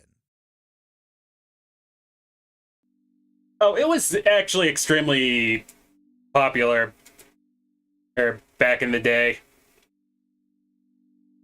If you only ever watched the first season,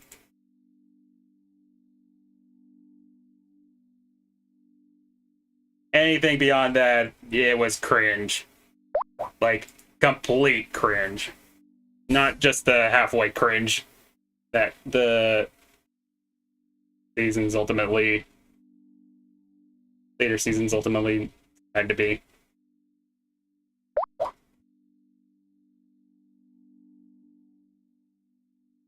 Ah. Dang, updates. Man, that sucks. Alright. Good luck on that. I wouldn't touch you with a 39.5-foot pole. I wouldn't touch you with a 39.5-foot pole. Notice how much personality Ravenscroft brings to his performance. You can tell from his delivery that he despises despises the Grinch as much as we do. In the Glee version, the singer sounds less appalled and more mildly annoyed. In fact, Sue the Grinch is so pathetically stale, I can't even think of much else to say about it. It's just that boring and forgettable. It's one thing to have a villain song that's memorable for all the wrong reasons. It's another to have a villain song so bland and devoid of soul that... wait, what was I talking? I mean, I'd call it the Mofat Doctor Who of its day, but honestly, I don't think it was that level of cringe. Oh, yeah, I'm drawing a PNG of him.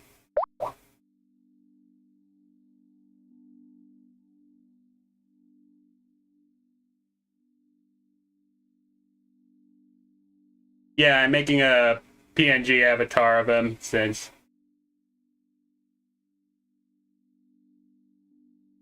I don't know, I actually just kind of had the idea earlier and decided to just run with it this stream.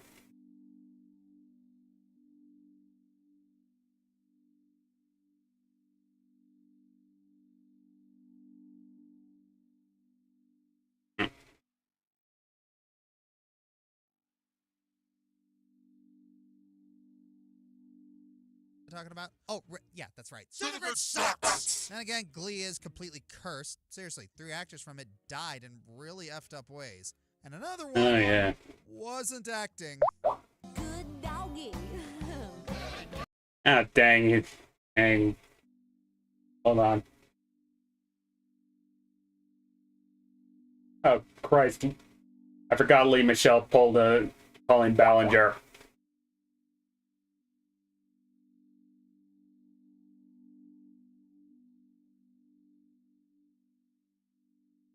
Acting. Good doggy. It's all at home. Good doggy. Alrighty. Remember Biggering? That scrapped villain song for Illumination's lyrics that would have given us a compelling portrayal of the Onceler's downward spiral into temptation and greed? Yeah, this is what they replaced it with. How bad can I be? How bad can I Yeah, I'm still pissed off by that fact. There are typically 2 crowds of the Lorax. Those who haven't heard of Biggering, and those who have heard of Biggering.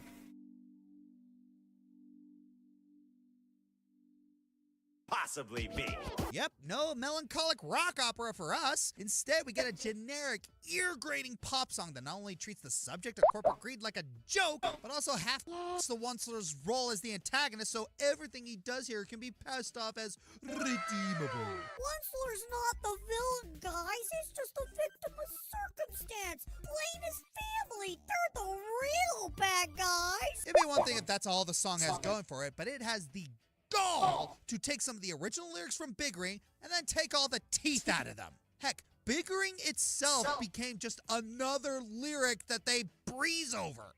And then there's this. And the animal that doesn't love the animal that doesn't winds up someone else's. La la la la la. Oh, glorious irony. A song criticizing corporate consumerism is written to be as safe and unsarcastically corporate as possible. Even down to censoring this lyric. Who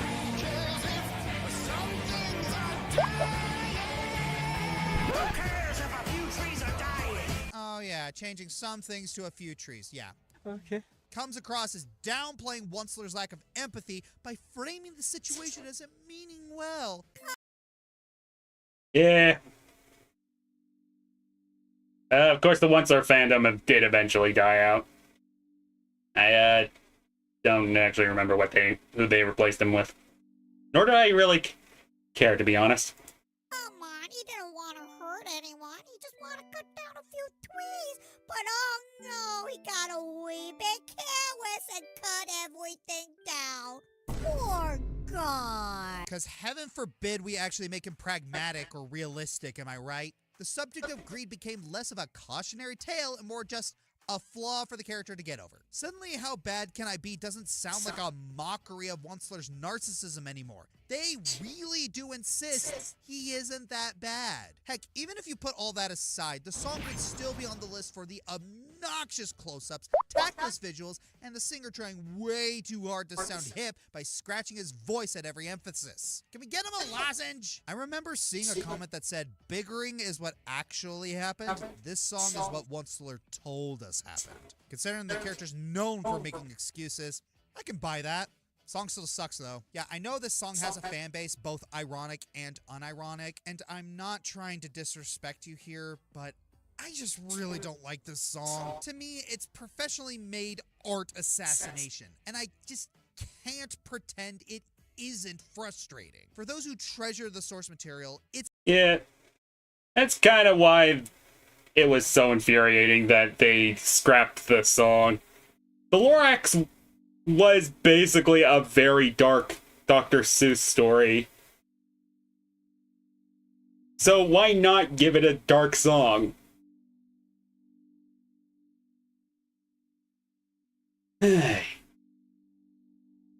Seriously, the more you learn about the Lorax, the more you tend to hate it.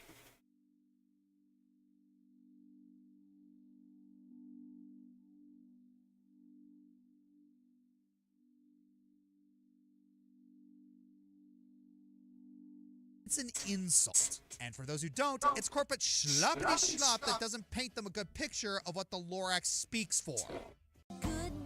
At least we still have the fan animatic. Making a villain protagonist is a surprisingly hard thing to get right. You have to make them interesting to follow in some way, and that's more complicated than it sounds. Oh, hey, Connor's Adventures. But if you're not going to give them any likable traits, you can try to make them entertaining or give them an interesting story to keep people wanting to watch the character. The Grinch perfectly encapsulates this format. Why do I bring all this up? Oh, I gotta talk about this. 8 Crazy Nights is what happens when Adam Sandler wipes his ass with the Grinch format. It's crass, weirdly unfunny, and the songs are...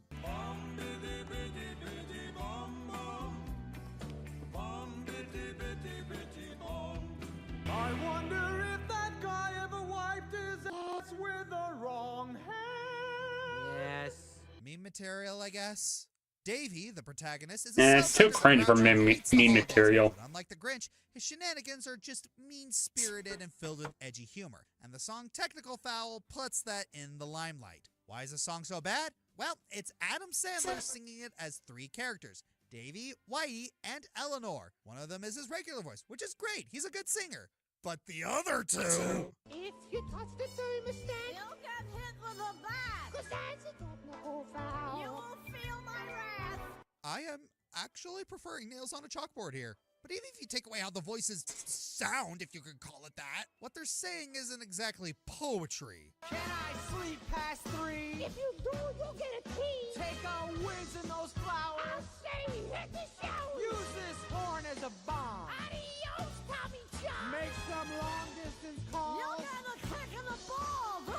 It's just Davey listing ways he wants to mooch off Whitey or otherwise be a nuisance, and it's not fun to listen to. With other villain songs, or at least villainous protagonists, they at least try and make them entertaining, but Davey is just unpleasant. Whether it be the voice or the personality, everyone in this song just sounds bad. Oh, sure, the instrumental is good, but am I really going to a villain song for the instrumentals? Okay, touche. Put simply, this song in our books gets a technical foul. Honestly, I think even Joshscorcher's impression of Whitey is more pleasant to listen to. It's all in all good, doggy. And now, curtain up on Spider Monster, the musical. Oh man, remember Spider-Man Turn Off the Dark?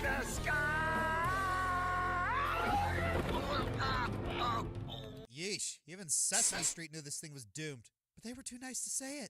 Spider-Man. Yeah, that was fucking hilarious, honestly.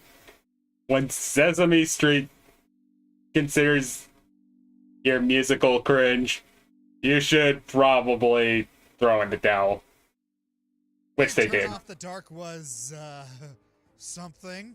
A grand big-budget attempt at turning a certain wall crawler into a Broadway musical, inspired by the equally camp Sam Raimi films, naturally. And give it credit, there was more heart put into it than this train wreck. But it still suffered majorly behind the scenes. Delays, cast and crew changes, a bloated budget they somehow overshot, and disastrous stunt accidents. The leading man for Spidey himself ended up in the hospital after one went wrong. Really wrong. So, suffice to say, this is a rather infamous chapter in Broadway history, but as for the songs themselves, and that's probably the worst thing a Broadway musical can be.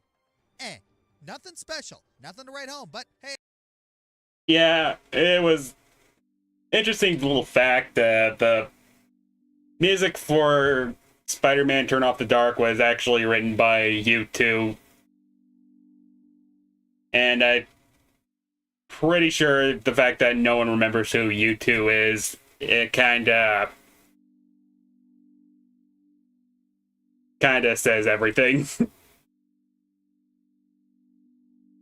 I remember them being all over the internet back in the day because of their success on MySpace, but I never fucking listened to them.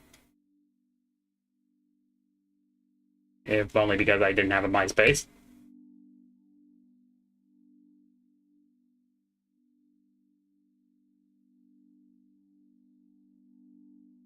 If you're wondering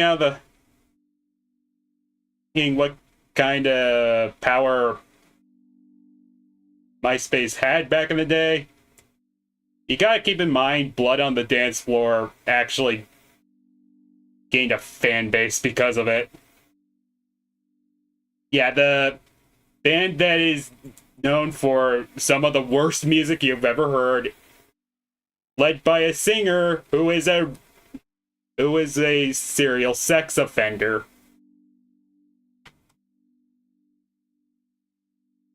It gained a fan base.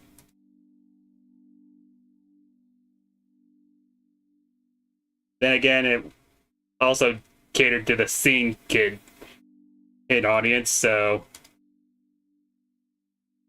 could also explain it.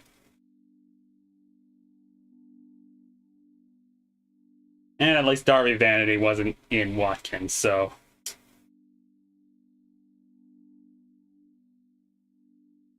then again, I suppose that comparison is like saying getting shot in the head is less preferable than getting a brain tumor.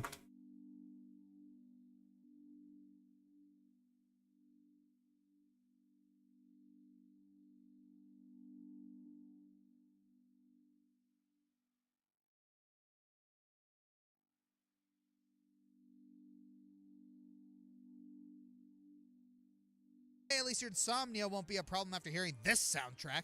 Arguably, the biggest offender is Sinisterio, the song playing during the Sinister Six's rampage. Visually, it's a colorful fever dream. Musically, it's a mess.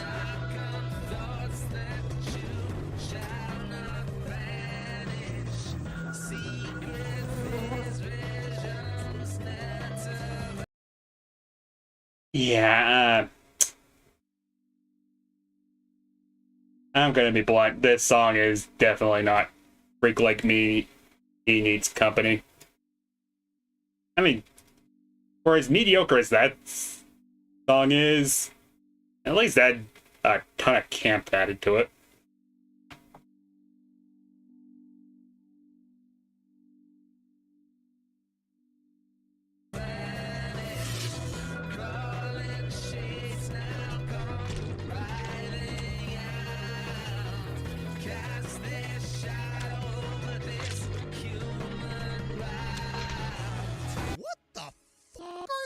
Lyrics. Now come thoughts that you shall not banish. Breath of our breath with no blood or bone. It's like they're a wannabe poet trying to sound profound after getting the munchies at 2 a.m. The Nah, Poets of the Fall actually made some good shit. This is just YouTube. Basic YouTube block. psychedelic music does nothing to help it and just makes me want to take a nap after this. Spidey has one of the best rogues galleries in comic book history, and they deserve better than this snooze fest. Don't know what else I can say. Bad song, bad musical. Probably for the best to stay buried. And take these with it. Good doggy. It's all at home. Good doggy. I'm sure by now you've all noticed that we've been avoiding a lot of the really famous low-quality shovelware songs. You know, your money is such a beautiful word and grandma gonna sue the pants off of Santa. The problem with these songs is that there are so many of them to go off of and they all share the same issues. Bad lyrics and a lack of singing talent due to unprofessional direction. Considering you can fill up the list with just these songs alone, it feels lowbrow. But if we are going to pick one for the list, we gotta go big. We gotta pick one that defines all of them in a single hilariously awful package.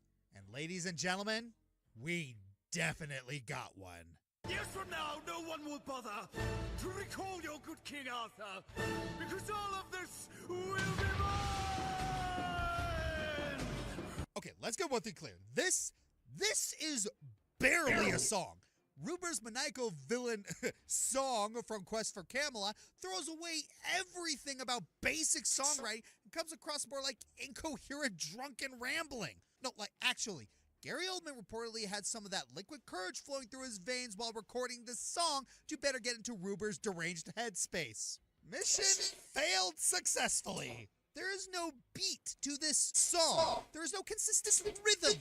Every time you think you know how it's gonna go, it just drifts further off the rails into complete insanity. In the back of your wagons, my men will all hide. You'll sit up front as the gates open wide. Now watch me create my mechanical army with pride. Like, what do I say about this? Genuinely, it speaks for itself. Oh, let's not forget the sudden lore drop of this potion he brought from some witches, which Rupert uses to create his army. In fact, he seems so amused by his new creations that he starts humming what little melody the song has, which implies it's diegetic? And then it's back to Ruber ranting and raving, presumably coked up out of his mind as he creates the rest of his army, who, in their dark, evil chanting, sound completely and utterly bored.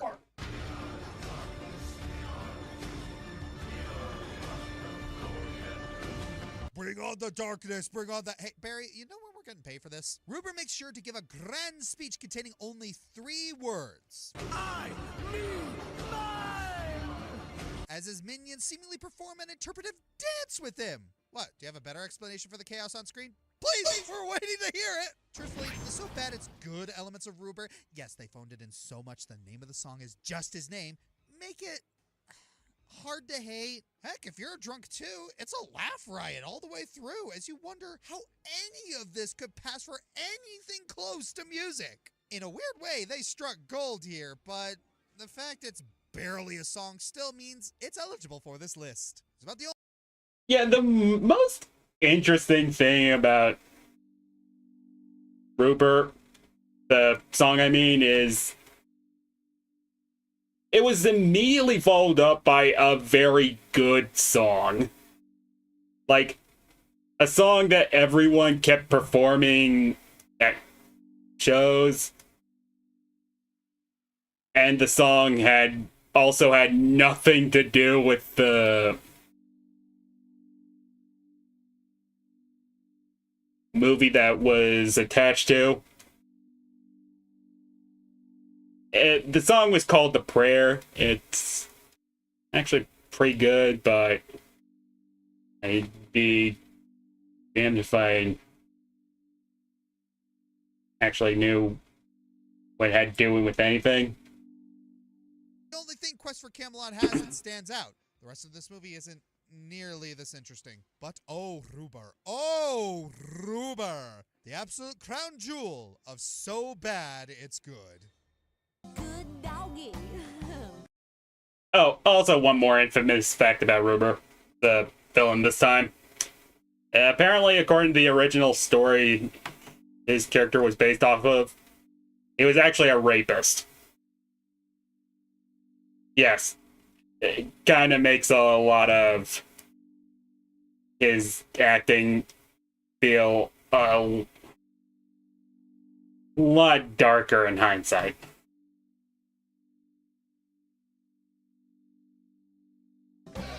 It's all in all. Good doggy. Question. Am I a part of the Wish fandom if I like everything except the movie? Discuss in the comments. Ugh, this again. I'm not sure I can complain about the animated abomination before God known as Wish regarding anything that hasn't already been said. But that's okay. Repeat complaints will only emphasize the flaws that deserve to be pointed out, especially this movie's horrid excuse for a villain song, "This is the thanks I get." Yes, the lyrics are garbage. Don't align with the music. But the lyrics aren't bad just because they're clunky and elementary. They're bad because they don't reflect Magnifico. And they propel the story forward about as much as a mattress can propel a bullet train. Villain song or not, any piece in a theatrical setting needs movement. It must lyrically make sense as to who's singing it. There needs to be evidence of what is being sung, or reason to believe it will happen. Or maybe the lyrics secretly do work because there's no actual decent plot to move in the first place. Never mind, Wish is genius, you can all go home. Disney's fruitless attempt to make Magnifico a hodgepodge of every other villain to make him... Yeah, this movie was alleged to have been made with generative AI, but I honestly don't have any evidence of this. So, until we actually get the smoking gun, it's just a really bad movie that was rushed. It's basically the Sonic 06 of Disney movies.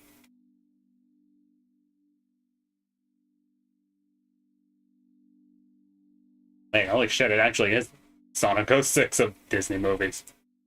The most evil villain of all is evident in the tone of this song, which is some flavorless conglomerate that Gordon Ramsay would probably swear at. Somehow, to this book, I don't want to be tethered, but desperate times call for desperate measures, and Peep the Name I'm Magnificent are two parts of the exact same song. Pick an eye, babe. I can't concentrate on what I'm saying if you keep... Yep, pick one. Pick one. Now, there's nothing wrong with more contemporary lyrics that use slang, and nothing wrong with more rhythmic songs than melodic ones. But you gotta make a choice. Either go all the way with the pop groove, or stick with the classical evil eloquence. But don't go mixing ammonia with bleach because we're all choking right now. Like, okay, here's a thought. You know how Sticker Star is a pretty mediocre game on its own, but it goes from mediocre to bad when you consider how exquisite the three prior Paper Mario games were? Yeah, I suppose.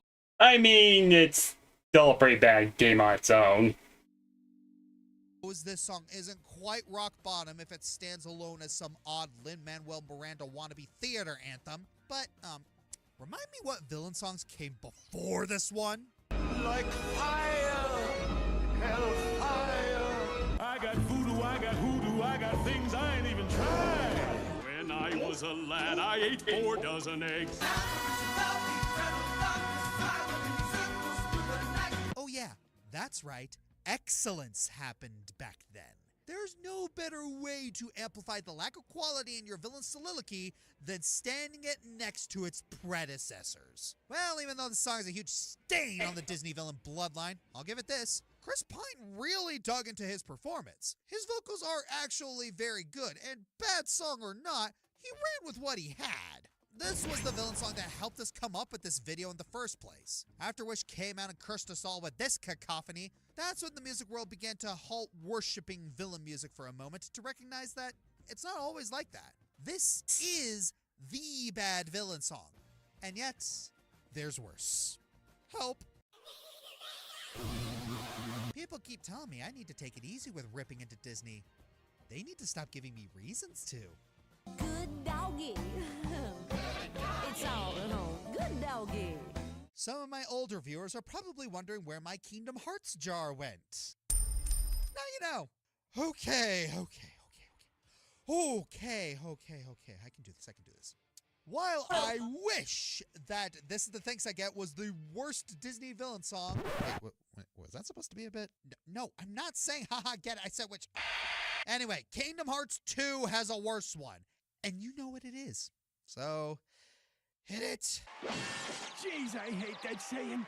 This witch is back to bring her wrath upon the sea. Triton can't be rid of me, not that easily. And like all who dare defy me, he will learn his lesson well. Never toy with a girl like me. The Little Mermaid is far from a perfect movie, especially when compared to the original novel. But it really got shafted in its Kingdom Hearts adaptations. The first game didn't have the best controls and fighting Ursula was a nightmare. This time it's a rhythm game and I need an aspirin. Okay, there's nothing wrong with Ursula's singing voice itself, but since the whole section needs to revolve around a game, a lot of the lyrics feel out of tune to make way for the reaction commands in between. Flotsam and jetsam. Royal darling, strong as the tide, sweet as poopsies, hasten to my side right now. Mommy needs you, crush those stupid fools, make them ride.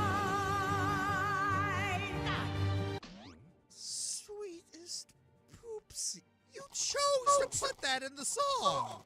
Yeah, I know they're adapting the final fight with Ursula, but there had to be a better way to do this. Sora and the others seem even more out of place than usual, with their biggest contribution being killing said poopsies, and Sora going, Sorry, Mommy, your poopsies are toast. At least it's short. And we still get the scene after where Eric launches the trident right through Ursula. Still, even with the trench-deep standard of KH2 Atlantica, this song stands out as both pointless and annoying. It doesn't help that the actual rhythm commands can be even more strict than usual, causing a lot of failures for some poor children. If I didn't need to do this world to get Blizzaga and Orichalcum, I would just drown out the songs with some good old-fashioned rules of nature. This is not the end, my dears, I swear I've just begun. They have made a more sinister reprise of Poor Unfortunate Souls, to be honest. Or maybe add a deleted song. I never actually looked up if they had deleted songs.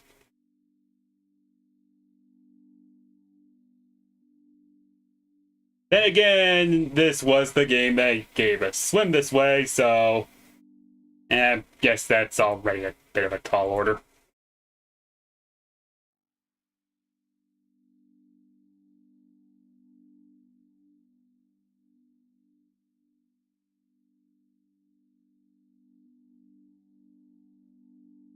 It's not over until Ursula has won.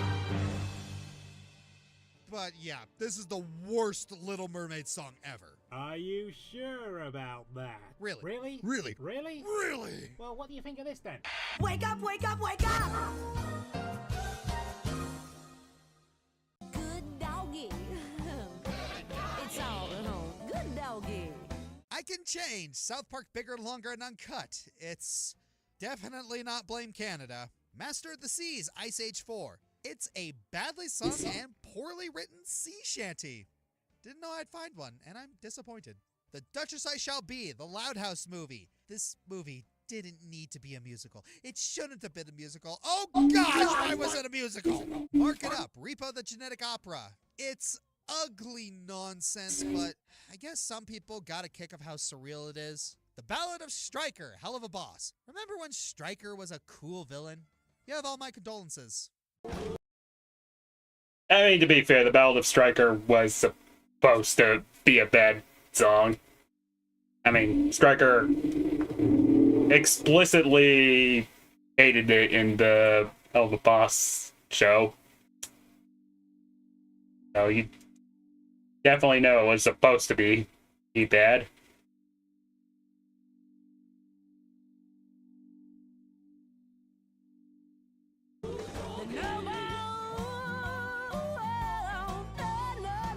All aboard the toxic gossip train. You're chugging down the tracks of misinformation. I wish. But this is a list of fictitious villains. At least with this one, you can meme about her digging her own grave. You got I personally prefer the villain song that was sung during that interpretive dance, but yeah, to each his own. Plus enjoyment from this one.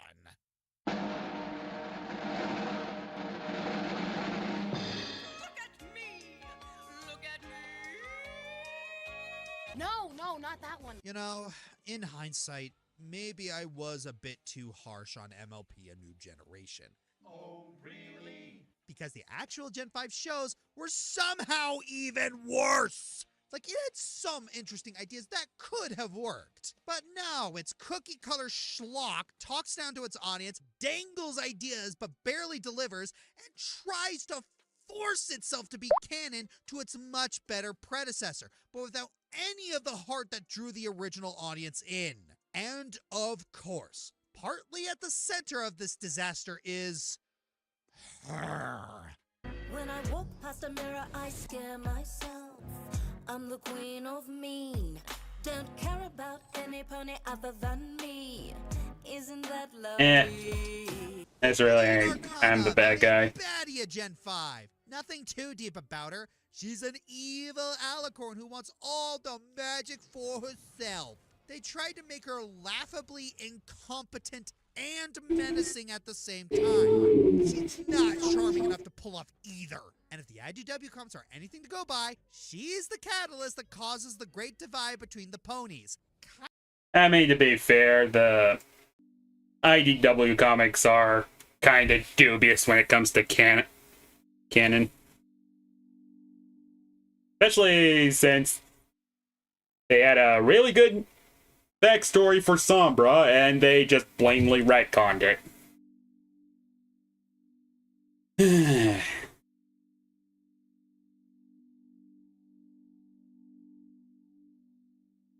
Ah, well. Story arc for that was pretty mixed anyways.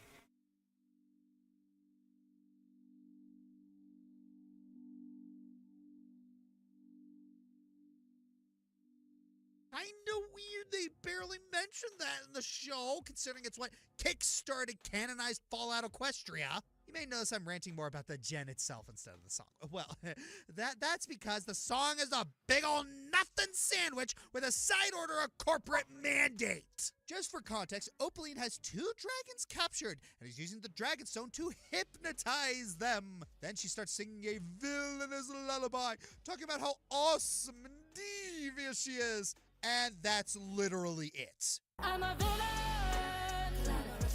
I'm a villain. Darling, I'm a villain.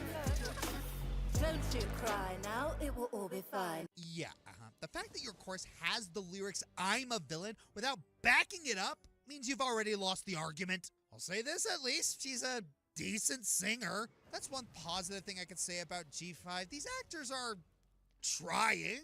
So are the singers, but the material they're working with is just hot garbage. The music sounds like keyboard tutorial pop. The lyrics lack any sort of punch and are completely disconnected. As for the performance, she tries to come across as sinister and slinking, but she's putting too much improper syllable emphasis. This is something you see in fan songs, not professional ones. And even then, some fan songs actually manage to avoid sounding like this track. See the countdown here. Let's do a comparison, shall we? A bombastic, Broadway-esque duet with one singer flawlessly singing 2 parts. A zany tango with a trio of baddies trying to get along. A creepy yet upbeat propaganda tune. A haunting pop song reveling in a trio success. And this? Look at me, I'm evil, I'm scary, rawr, I guess. I know, it doesn't seem fair comparing Gens 4 and 5, but they're gonna try and force a connection between them. I'm gonna compare them. She sings another song in the YouTube shorts, and I guess the music is slightly better, but it's the same freaking thing. All talk, no showmanship. I've argued that this being aimed at kids is no excuse for poor quality. Oh, hey Jerome.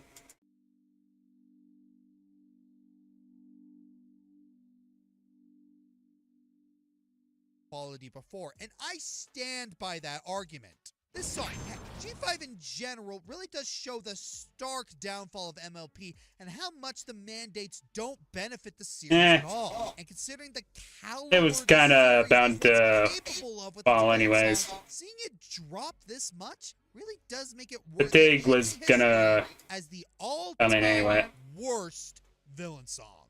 I'm Joshscorcher. Eventually. Yeah, I know this got depressing, but more great villain songs are on the way. As long as copyright lets us. Where's my money?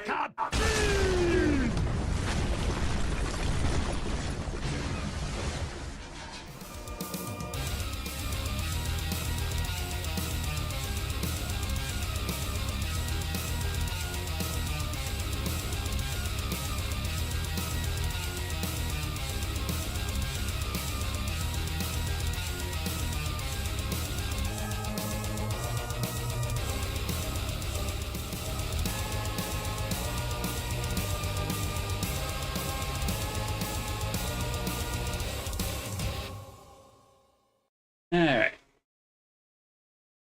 So that was the Joshscorcher's top 10 worst villain songs. I think I'm probably just now. Go. Gonna color the rest of this in silence. Almost done with it anyways.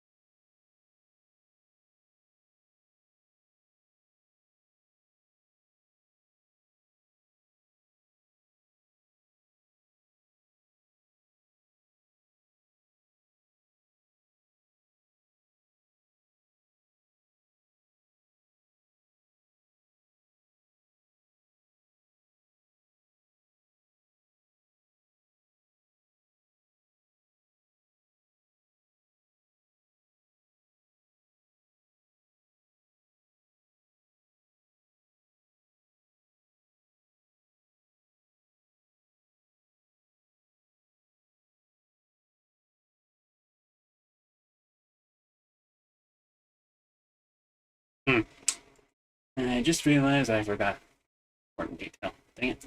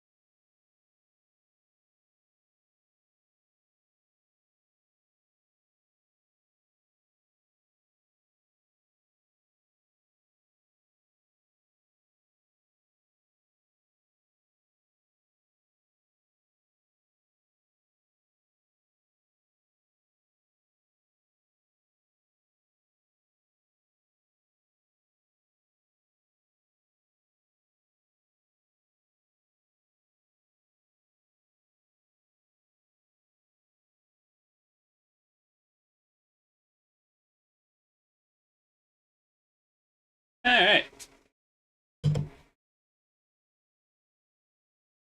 Got my miraculous PNG Avatar done.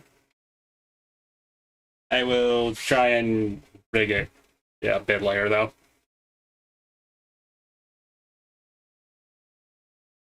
So, yeah, I would like to thank you all for coming, and I will see you all next time.